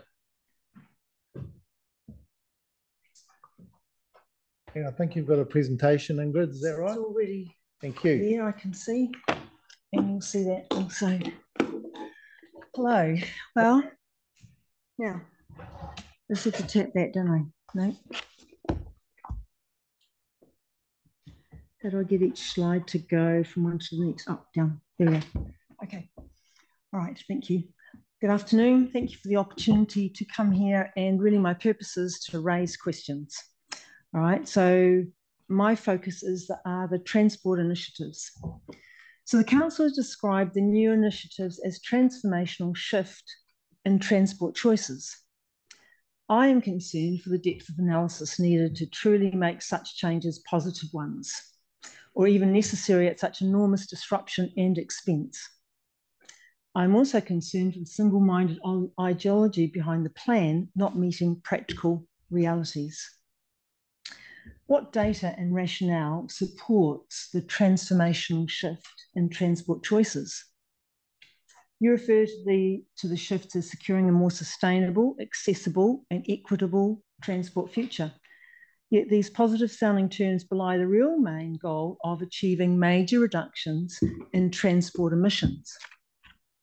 This low carbon future is less about transformative modern living than reaching transport emissions defined by the United Nations Agenda 2030, an agenda which does not take into account our local situation or an ability to find easier, more truly sustainable ways forward. What do people really want?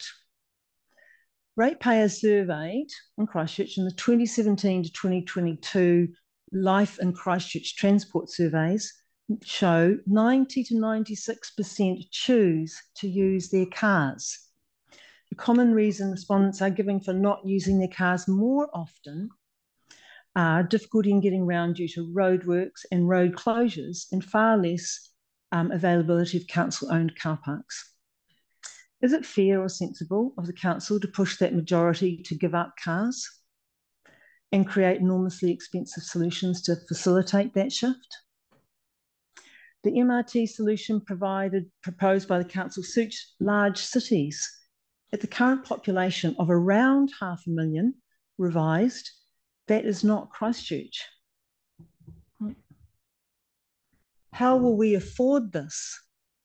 The planned MRT will link transport corridors from Rangiora to Christchurch Papanui, 26 k's, about, then Hornby, 16 k's, approximately 42 k's, a bit more. Here are some current light rail project cost comparisons. Broadly to Burleigh Heads Link Gold Coast shows that current cost per kilometre is 179.1 million for 6.7 kilometres.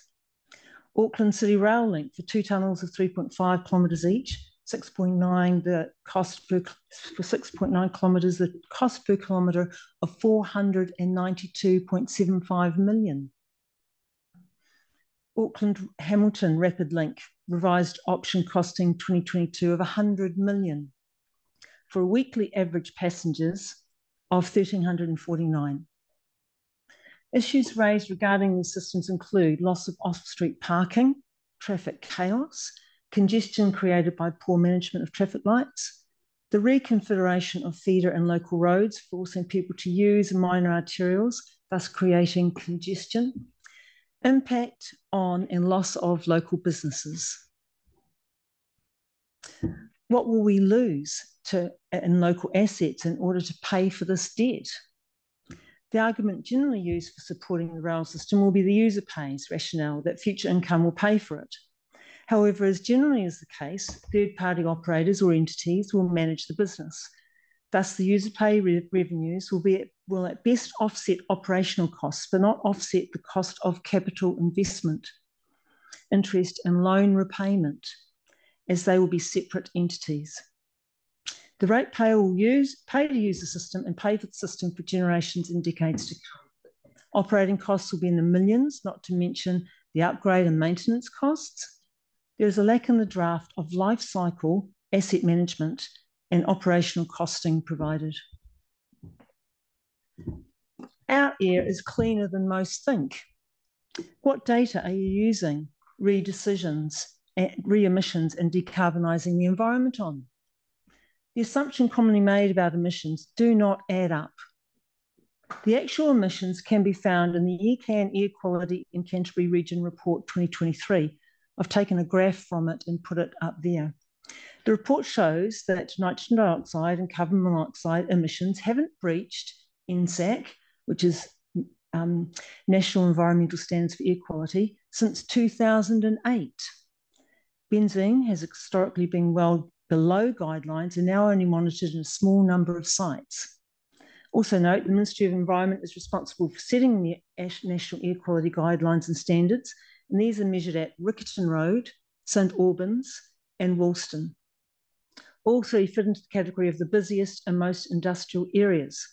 They are not representative of the whole of Christchurch.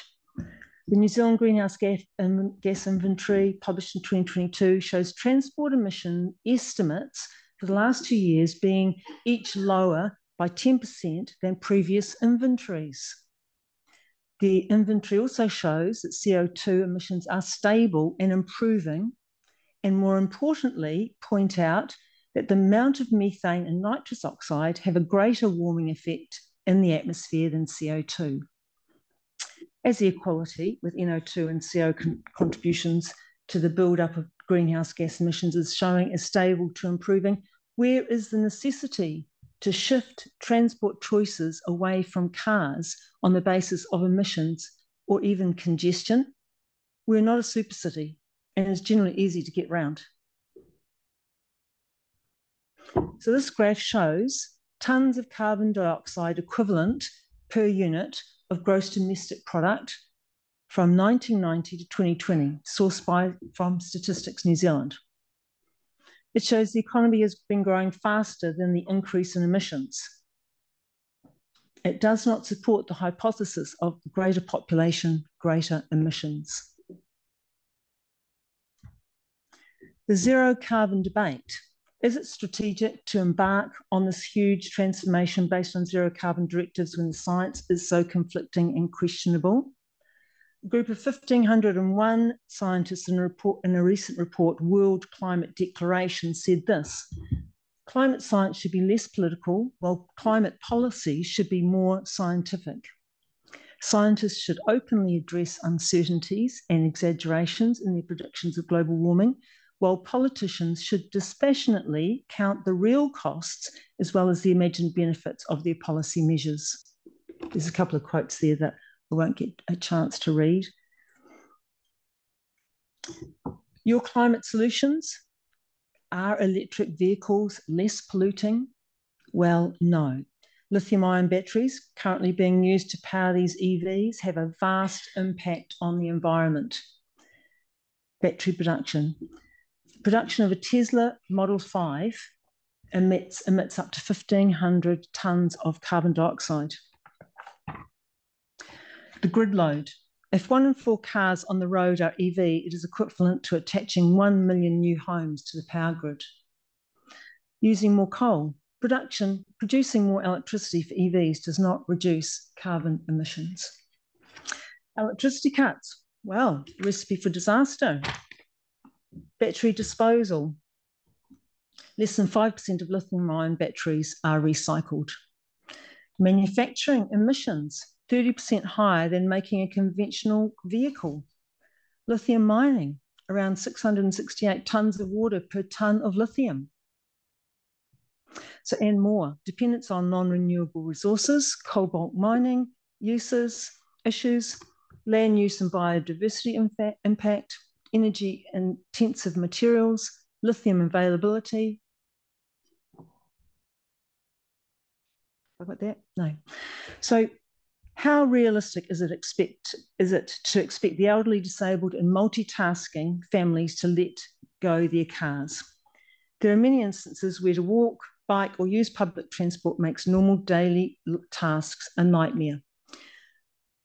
2013 Statistics New Zealand Disability Survey shows 1 in 4 New Zealanders have a disability or a long-term health condition. This will increase with the ageing population, with 140,000 disabled people now and 250 projected, right, for 200,000 projected for 2050. So young people may be your main target, given the generated excitement in the plan around vibrant smart cities, but I have concerns for the inclusion of all people in the actual living reality of it. I'll leave you with this thought. Knowing these crucial issues, does the council feel that its draft plan delivers a more sustainable, accessible and equitable transport future? Thank you. Thank you, Ingrid. Do we have any questions? Bobby, one very quick one. You showed a slide a wee while ago comparing 8 years for a normal car and the output on an electric vehicle. Was that per annum for the EV? Was that me showing you a slide regarding the output? Yeah. Yep. I don't have a slide regarding that in my. Oh, this one. Sorry, this here. Yeah. If 1 in 4 cars on the road are EV, it is equivalent to attaching.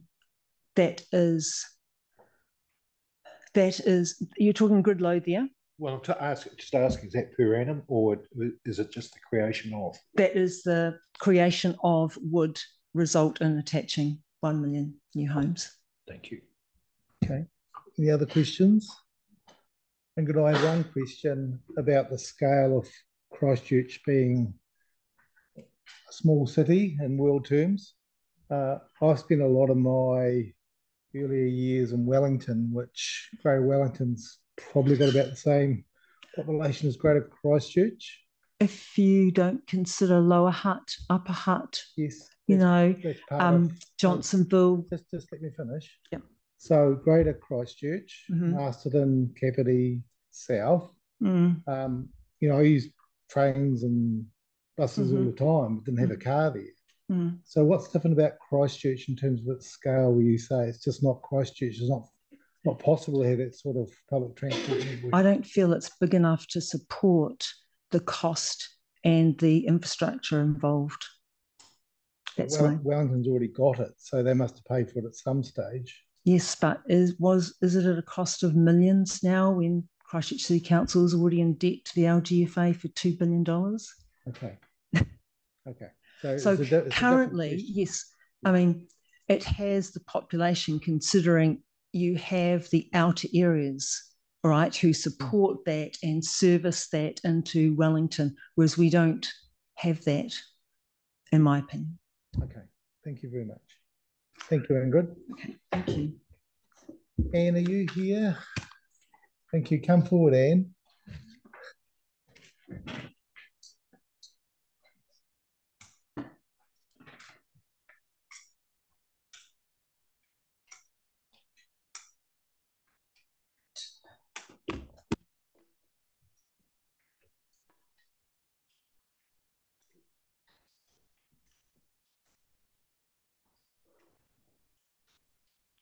Glasses on, I might be able to see. Yes. Thank you. Welcome. Thank you for the opportunity to present today. I may be one, but I speak for many. And the purpose of my presentation is questioning your housing proposals for the future development of Christchurch. The Greater Christchurch Spatial Plan sounds positive when housed in adjectives such as thriving, vibrant, safe, resilient, connected communities. But on further investigation, it raises many important questions. Already we see housing intensification booming with smaller, higher apartment buildings in and around the city, reduced parking and road speeds, calming measures such as road humps, cycleways, and increased bus lanes, and more surveillance cameras. I commend the council for the large amount of work that has gone into the draft plan. However, I wonder how much of these ideas is the government dictating to you, the council, in order for them to fulfill the United Nations 17 Sustainable Goals, rather than you actually listening to the people of Christchurch. My first concern is this. Local governments seem to be dictated more and more by government restrictions or UN nations agendas. When we look at the goals of the Greater Christchurch Spatial Plan and the United Nations Agenda 2030, their strategies for sustainable cities and communities becomes glaringly obvious. It appears that the government is pushing the councils to lower the restrictions on new buildings with their national policy statement for urban development, calling for these calling for less restrictive rules and denser housing when planning for growth.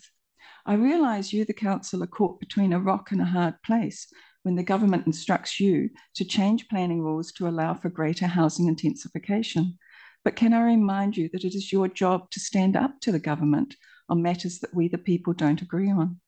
Recently, several neighbourhood groups have been petitioning against these building intensification changes, and we're relieved and proud of the stand that the majority of councillors took by voting to uphold their wishes. You are, of course, elected and paid by the people of Christchurch to hear and act on their wishes, not to do government bidding. We need to maintain a strong local council for local matters. I appeal to you as citizens as well, who will also be living with the consequences of these so-called transformational plans. Secondly, high densification housing in a small, not a super city, is not a more convenient, safer, vibrant, thriving, or resilient way to live. Having a plan that promotes building intensifications within the city by way of greater numbers of high rises, up to 10 stories high, more units per section in areas of Christchurch which are already congested, for example, Papanui and Riccarton roads, defies logic. Your efforts to modify this would appear no better. 6-storey buildings, 22 metres high, within 3 main shopping areas, Shirley, Linwood and Horswell. Have you forgotten, the 2 devastating earthquakes Christchurch suffered 13 years ago, and that most of Christchurch infrastructure is still built on a swamp? Along with the city, you have also included in the plan 104 hectares of Kaiapoi red zone. Has this suddenly become safe to rebuild on? And yes, building codes can be intensified, but at enormous cost, both financially and socially. So how can these new dwellings be marketed as affordable housing for financially challenged families? Herding people into the city centre to live in apartment buildings is not what everybody wants, especially when there is no allowance for parking.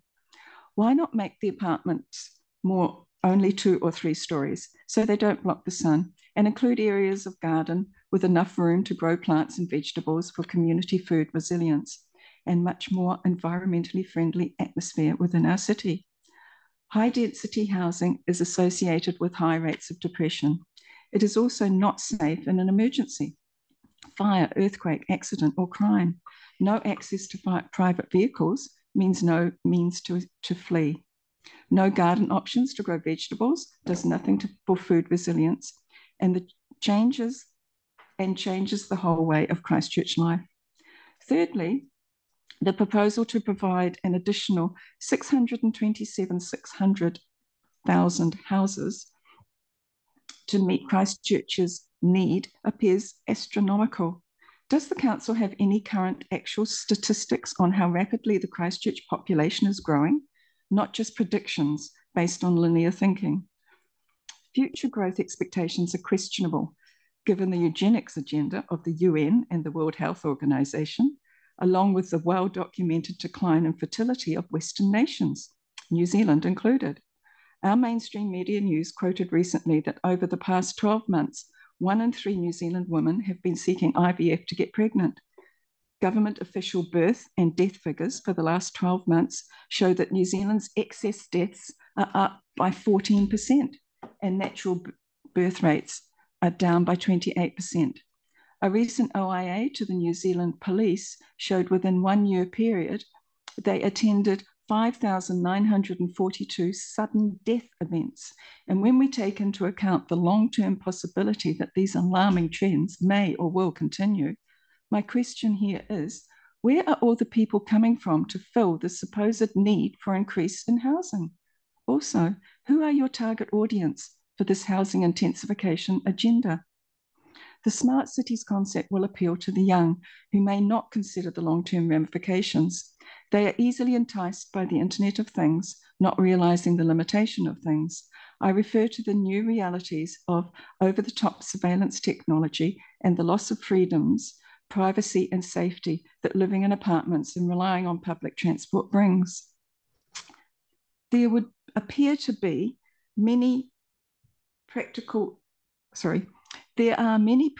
living realities downplayed, in particular for the aging, disabled, and the daily real-life needs of multitasking families.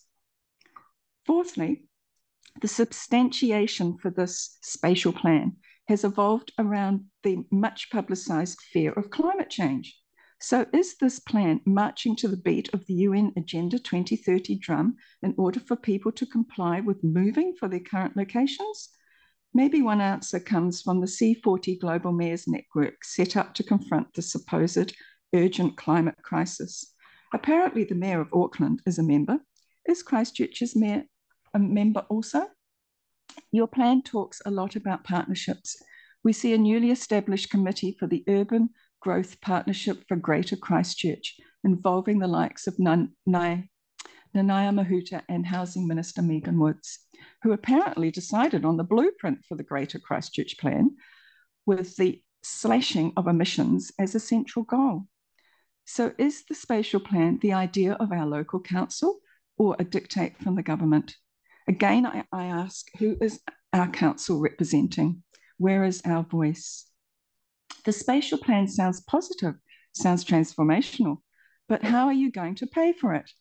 How can the infrastructure for such a huge project be paid for without the threat of bankrupting the council and the people of Christchurch, whose rates back up the loans for this project? You can't keep putting rates up. There is already a cost of living crisis and local businesses are still suffering from the COVID debacle. So why are you, the council, considering such a huge change in infrastructure now of all times and at such speed?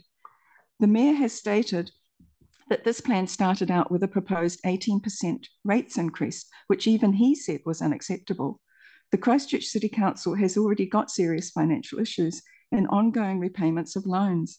Raising rates and selling off assets to cover these is short-sighted and won't win any votes.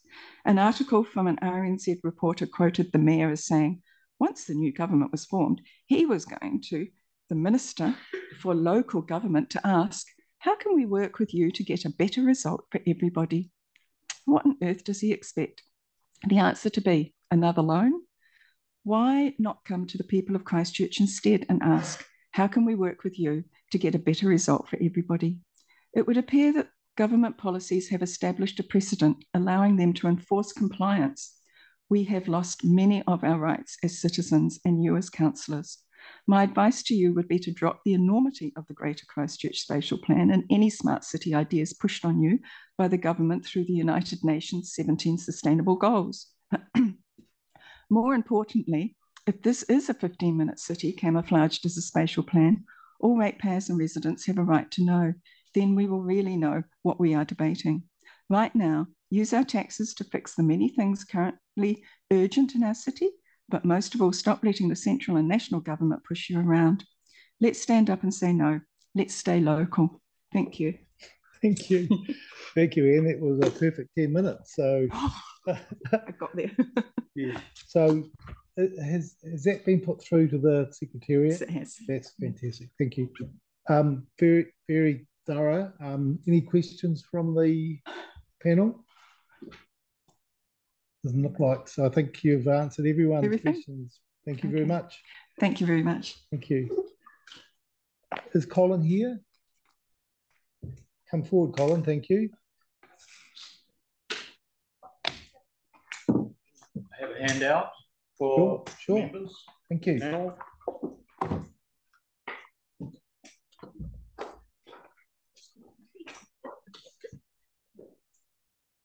Kia ora koutou. Thank you for the opportunity. I was alarmed when I printed this out to see how big my name was. But it's not all just about me. Or like the meerkat that the City Council sign-in called me on one occasion. But I do want to make the point that I'm not just a tree hugger. I'm a big picture thinker, and a lot of people have said the trouble with you is you're ahead of your time. We don't have much time now. My submission really puts applied flesh and implementation on the broad conceptual planning bones, which are well documented in the material that we've seen. I guess I do, having made submissions over many decades, I do seek to be at that quadruple bottom line table of those think tanks to provide creative, evidence-based precautionary notes, as well as opportunities. So,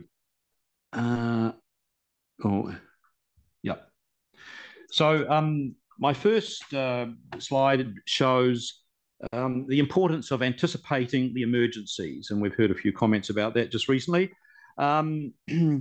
Even if you don't believe them, a precautionary approach requires a plan B ready when the custard sets in.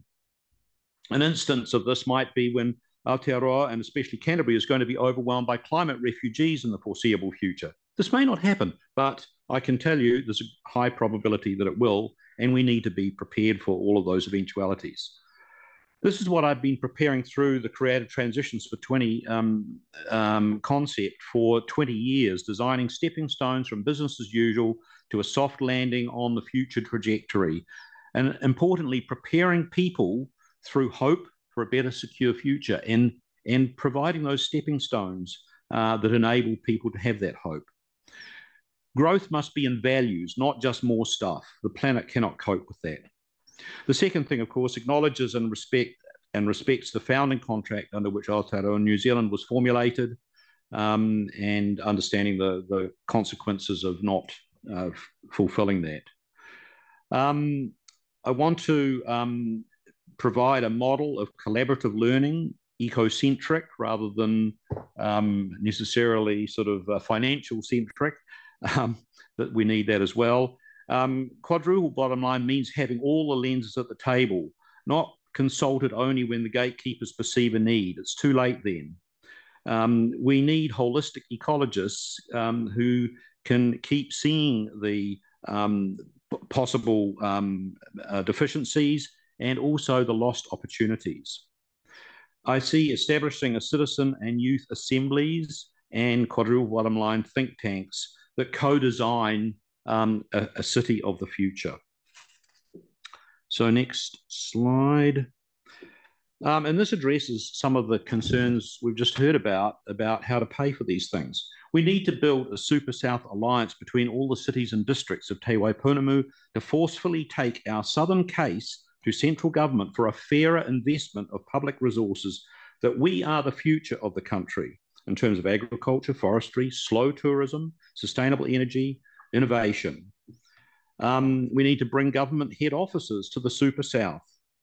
We need to bring central investment in passenger rail for the Greater Christchurch commuters from Amberley, as we've heard, all the way down to Ashburton, and for the main trunk line to be reinvigorated. Billions have been poured up north. We need to kind of get our fair share of that. Next. Promoting business enterprise and creativity, especially through our town and gown. I mean, we've got the most vibrant tertiary sector here in the country. People are coming, young people are coming down here to be a part of that. We need to build on that kindness quotient. I mean, and to build joint ventures for things like, for example, long-haul high-tech passenger and cargo sailing ships, you know, regenerative agriculture. These are the ways of the future to overcome some of the dire predictions of not investing in truly sustainable futures. We should be getting some of that central investment in our film and studio works. We used to have a TV station down here. We should be perhaps getting a southern soap opera.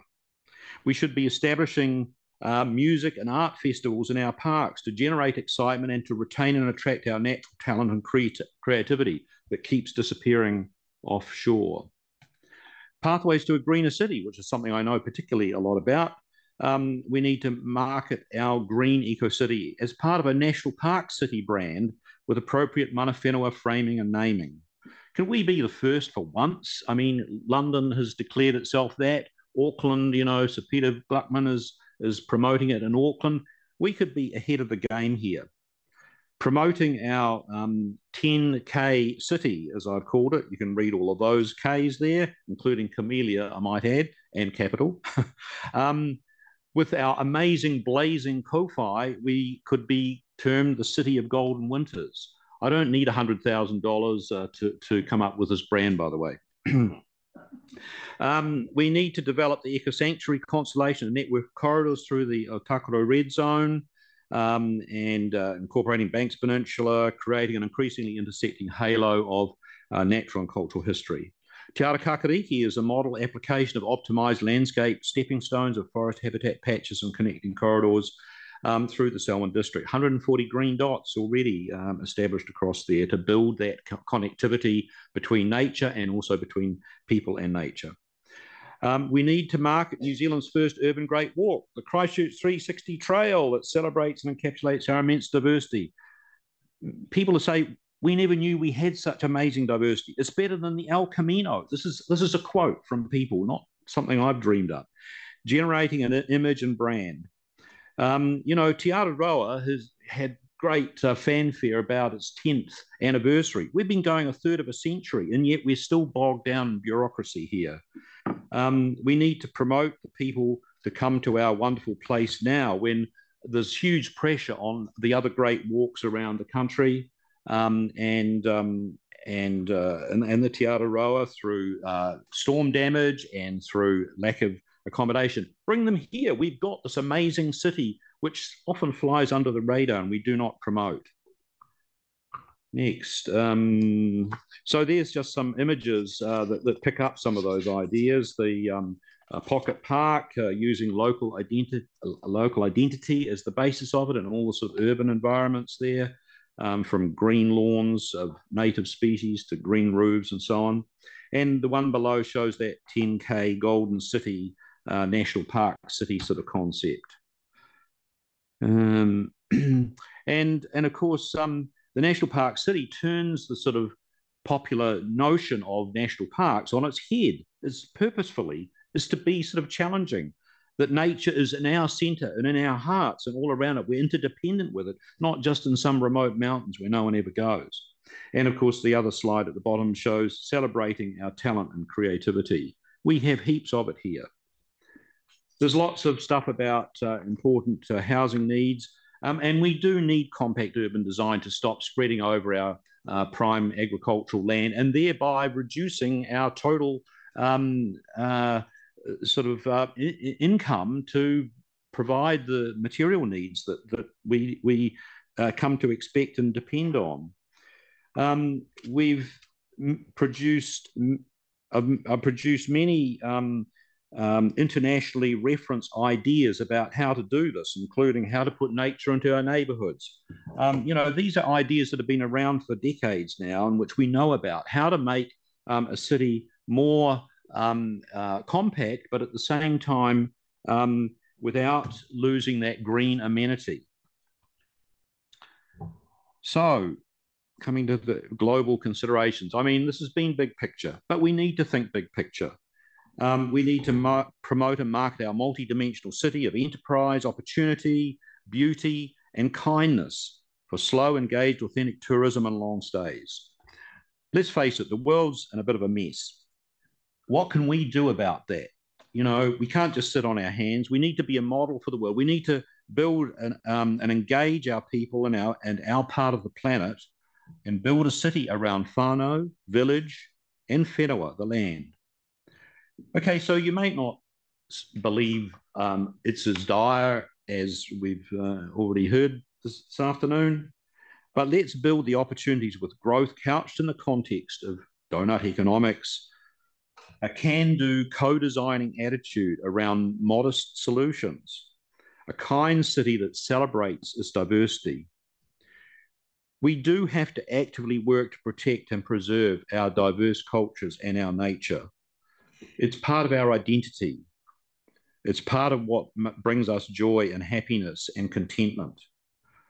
We need to symbolize that stand against racism in a very public way, not just passively until something bad happens.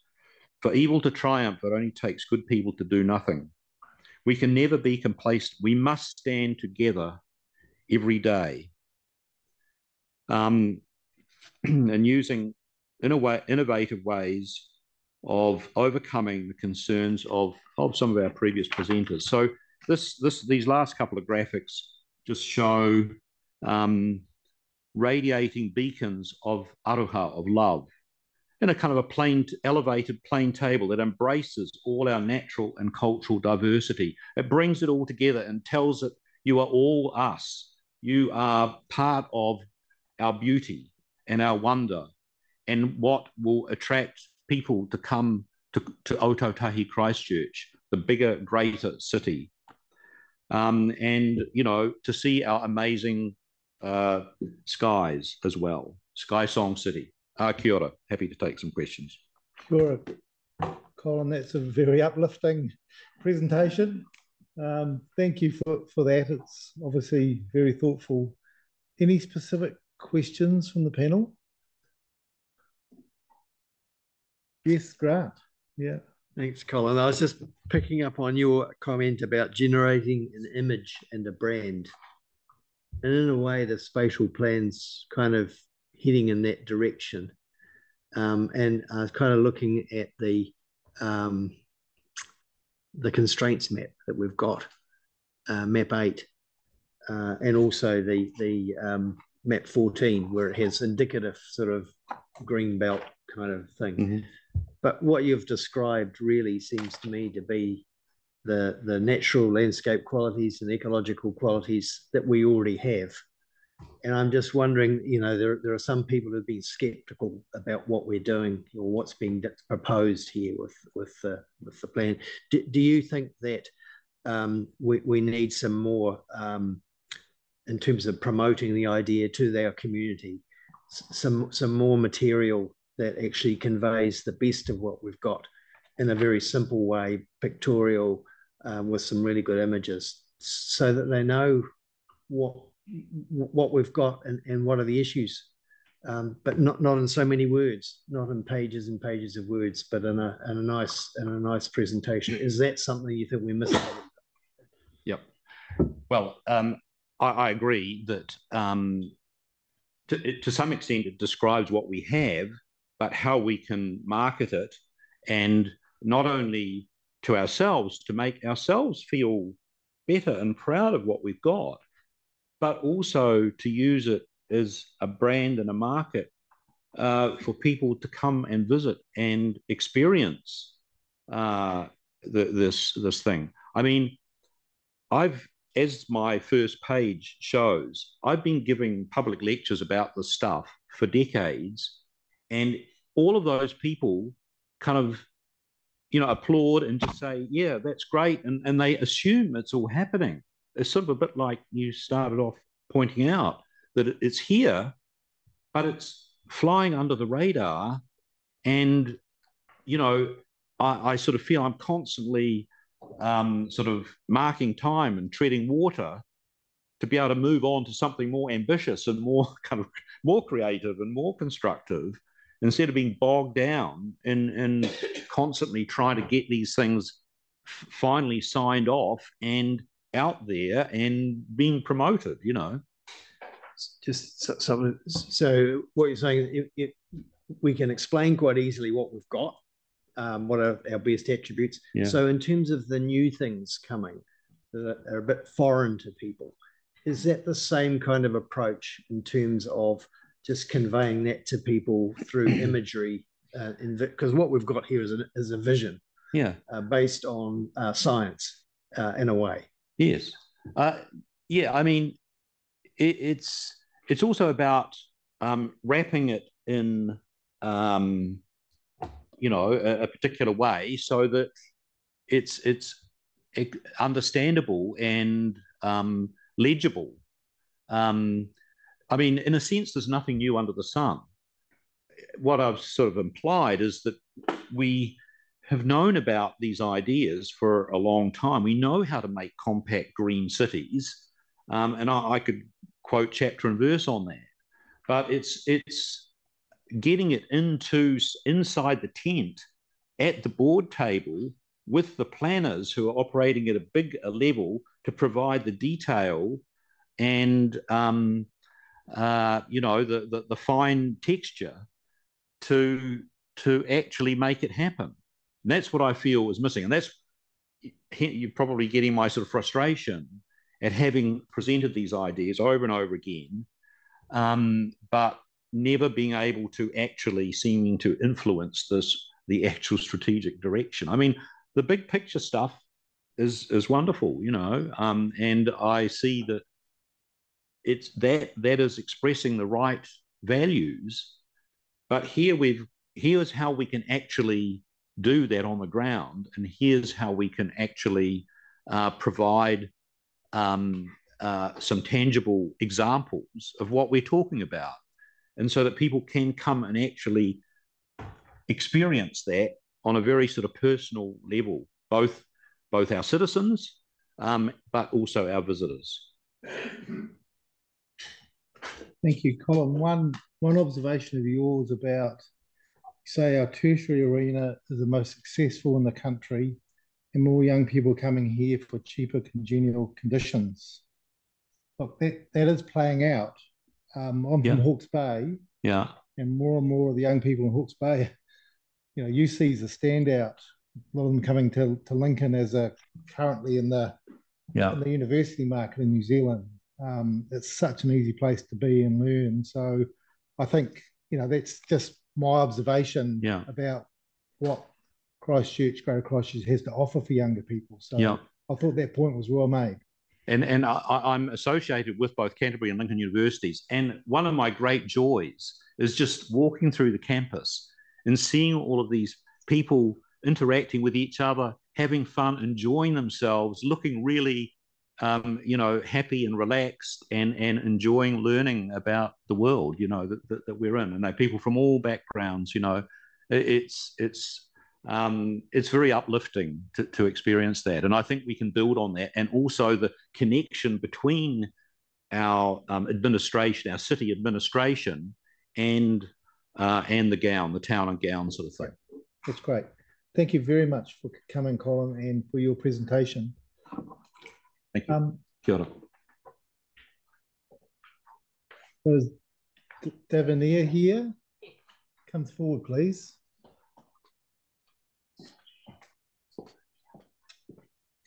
Welcome. Thank you. Well, my presentation, thank you for allowing me a voice today as a resident of Christchurch.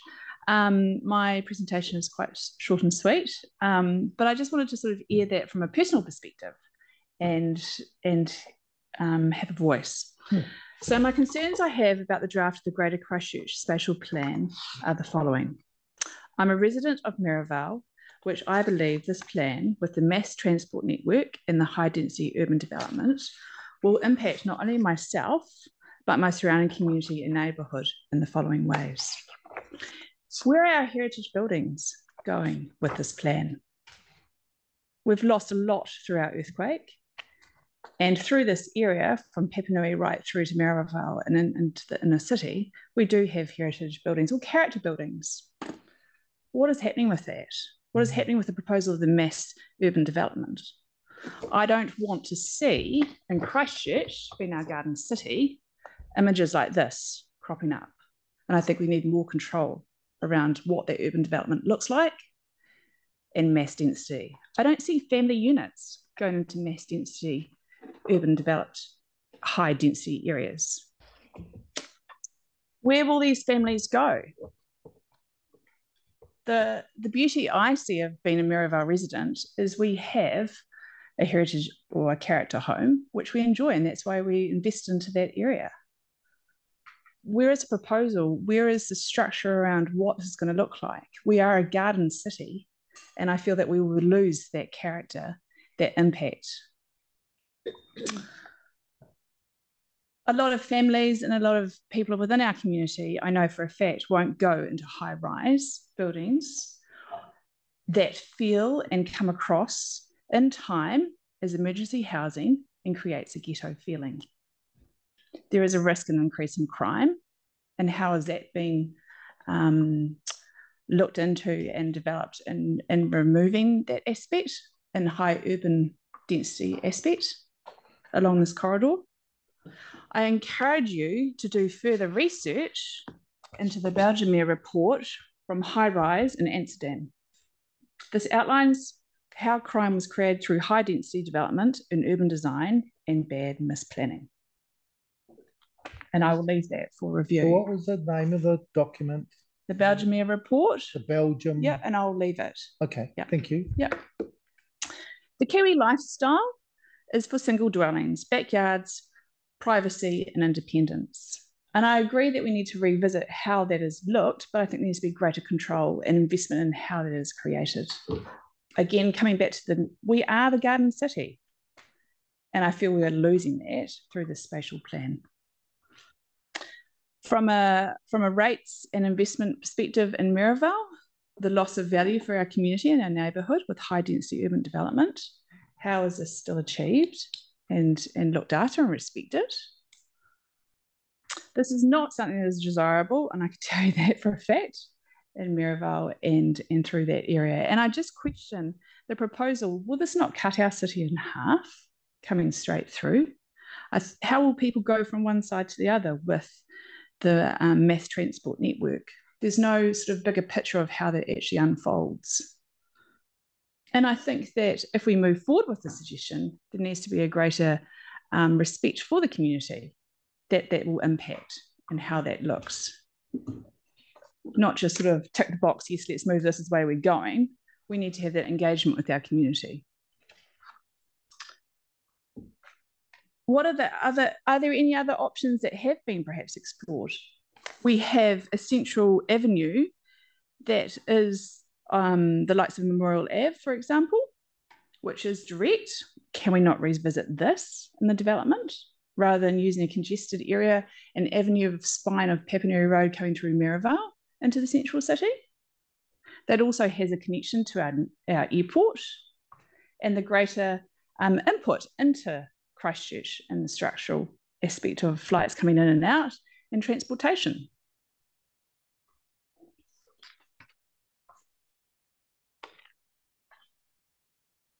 And I just do question with regards to the report, where are the numbers, the facts based on the requirement to upgrade?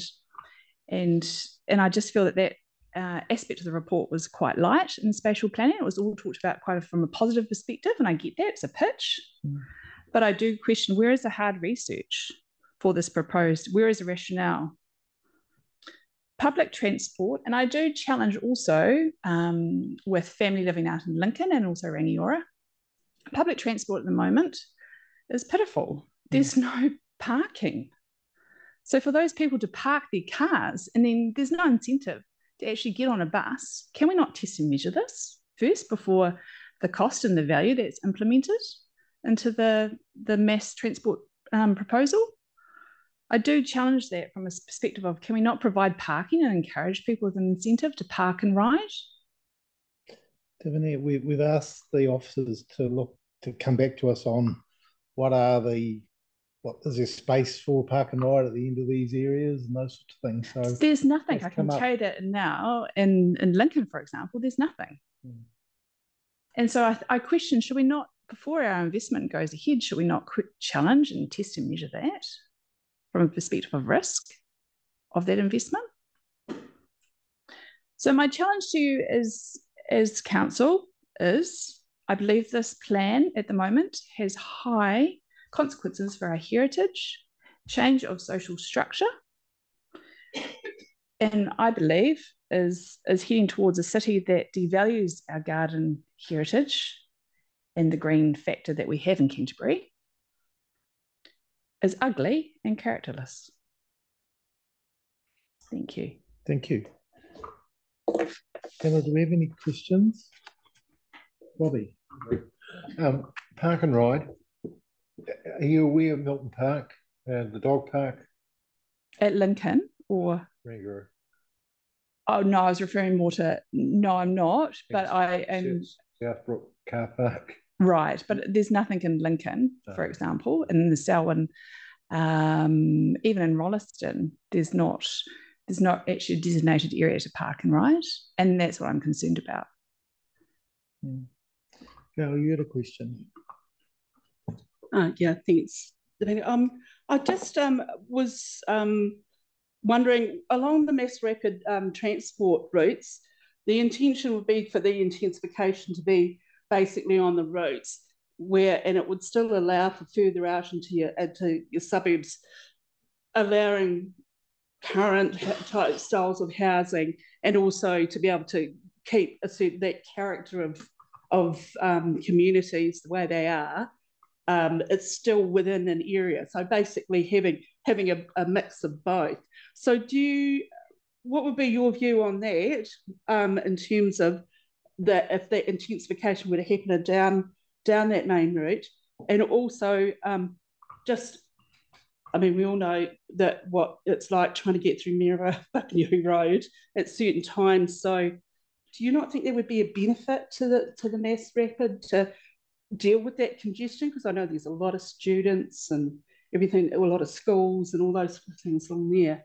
Yeah, no, good question. So my concern with the spatial plan is it's quite broad at the moment. It doesn't actually go into more detail where that mass urban development is actually happening. So my concern is if you've got sort of a major transport network happening through that area,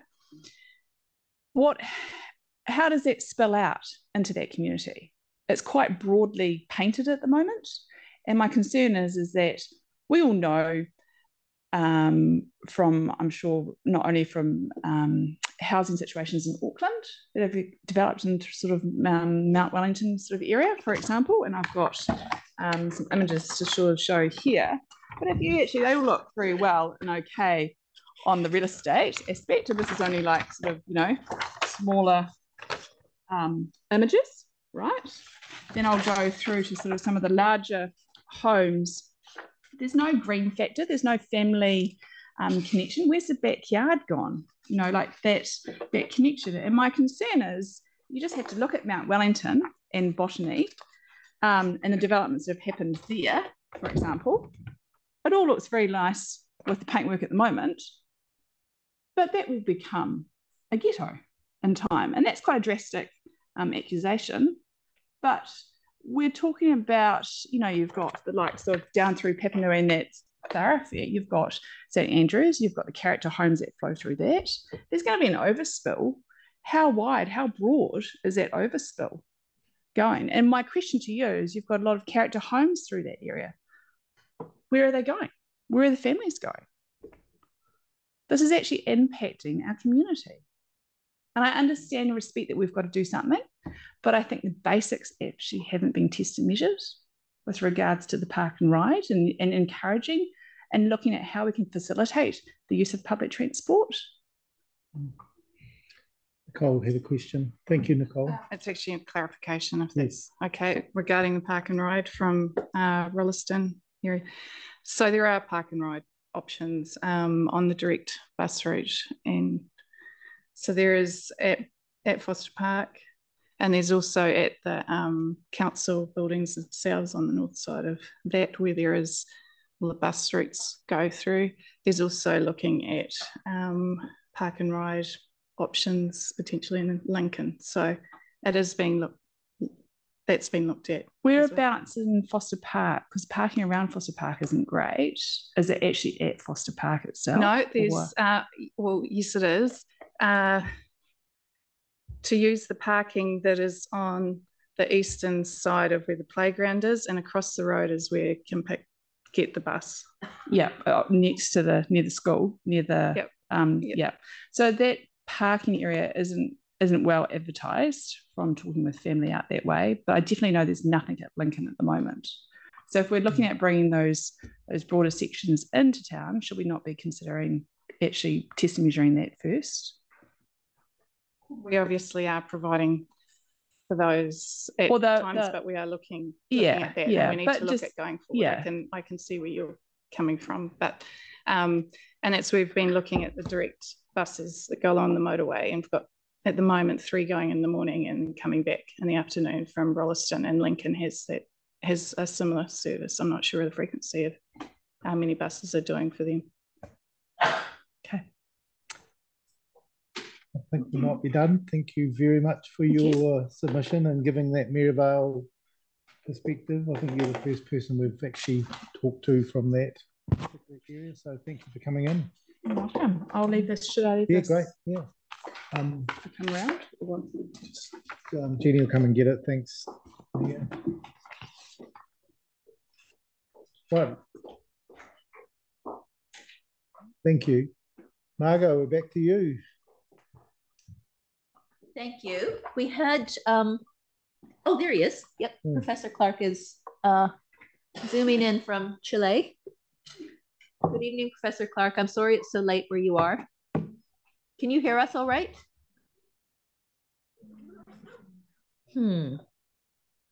It doesn't look like he can hear us, does it? Can you hear me? Can you hear? Yes, we can hear you now. Okay. First of all, apologies. I'm in Santiago, Chile, officiating the Pan American Games. My hotel doesn't really have a strong internet link. So I think I'm going to, with your permission, cut off the video so that you can at least hear me. Good plan. We will, so we've got the PowerPoint. I don't know if you got that all right, Professor Clark. I do indeed, but I'll have you drive because that's always better. Yeah. So if you can just speak to that from the page that's got your name on it, if you can just speak to that summary, please. This is not working. Sure, no problem. Can you put it in full screen mode then, please?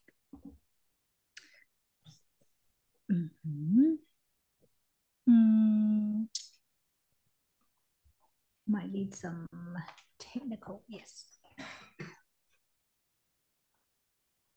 Slide 47, and it's at the bottom right, you see a little video screen. Right down the bottom. And slide 47. That's the one. So scroll down to 47, select it, and then hit those. Great.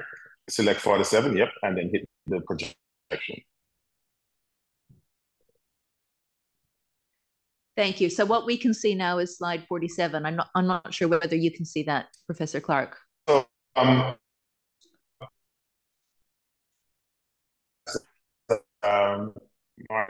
indicated asked to speak about three topics: avoiding adverse effects of noise, the debate between speed LDN and okay, Professor Clark, your sound is cutting out quite a lot. I wonder if you just turn yourself around a little bit so that you get a better signal.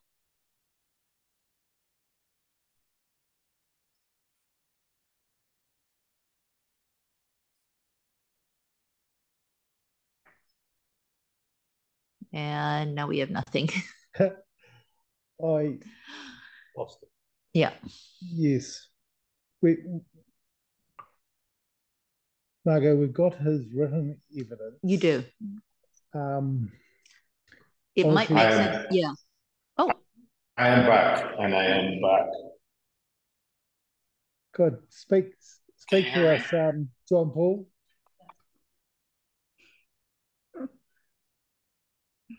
Yeah, I don't think he has a good enough connection where he is. Okay, so yeah, I think, yeah.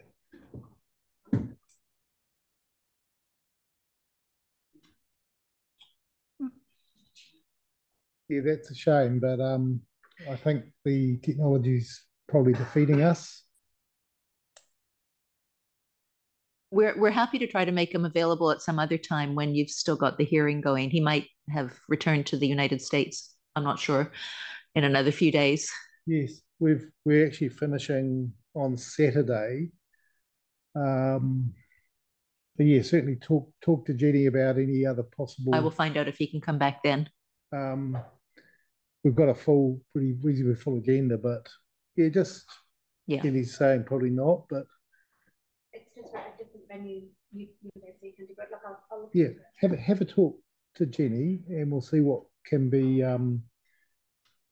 But we've certainly got these summary slides. We've got John Paul's evidence, so we'll certainly read that. Okay, and I'll try to organise a time when he can come back, when he can connect up. Great. Yeah. Victoria.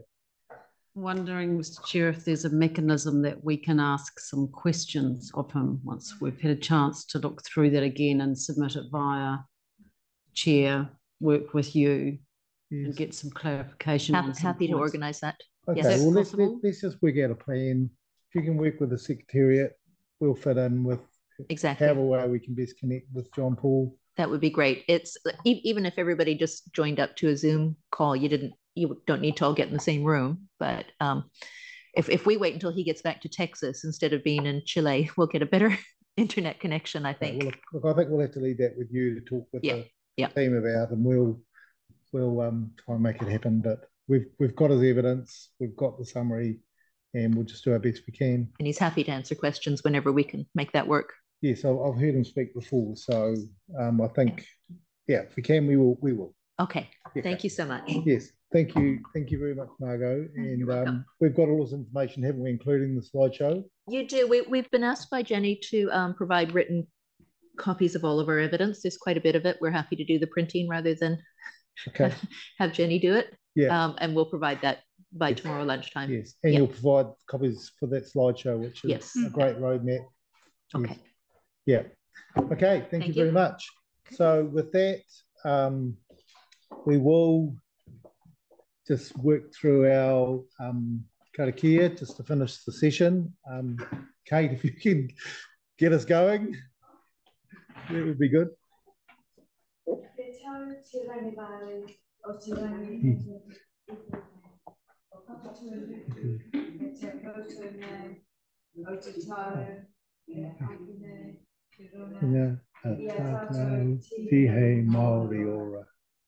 Thank you. Thank you very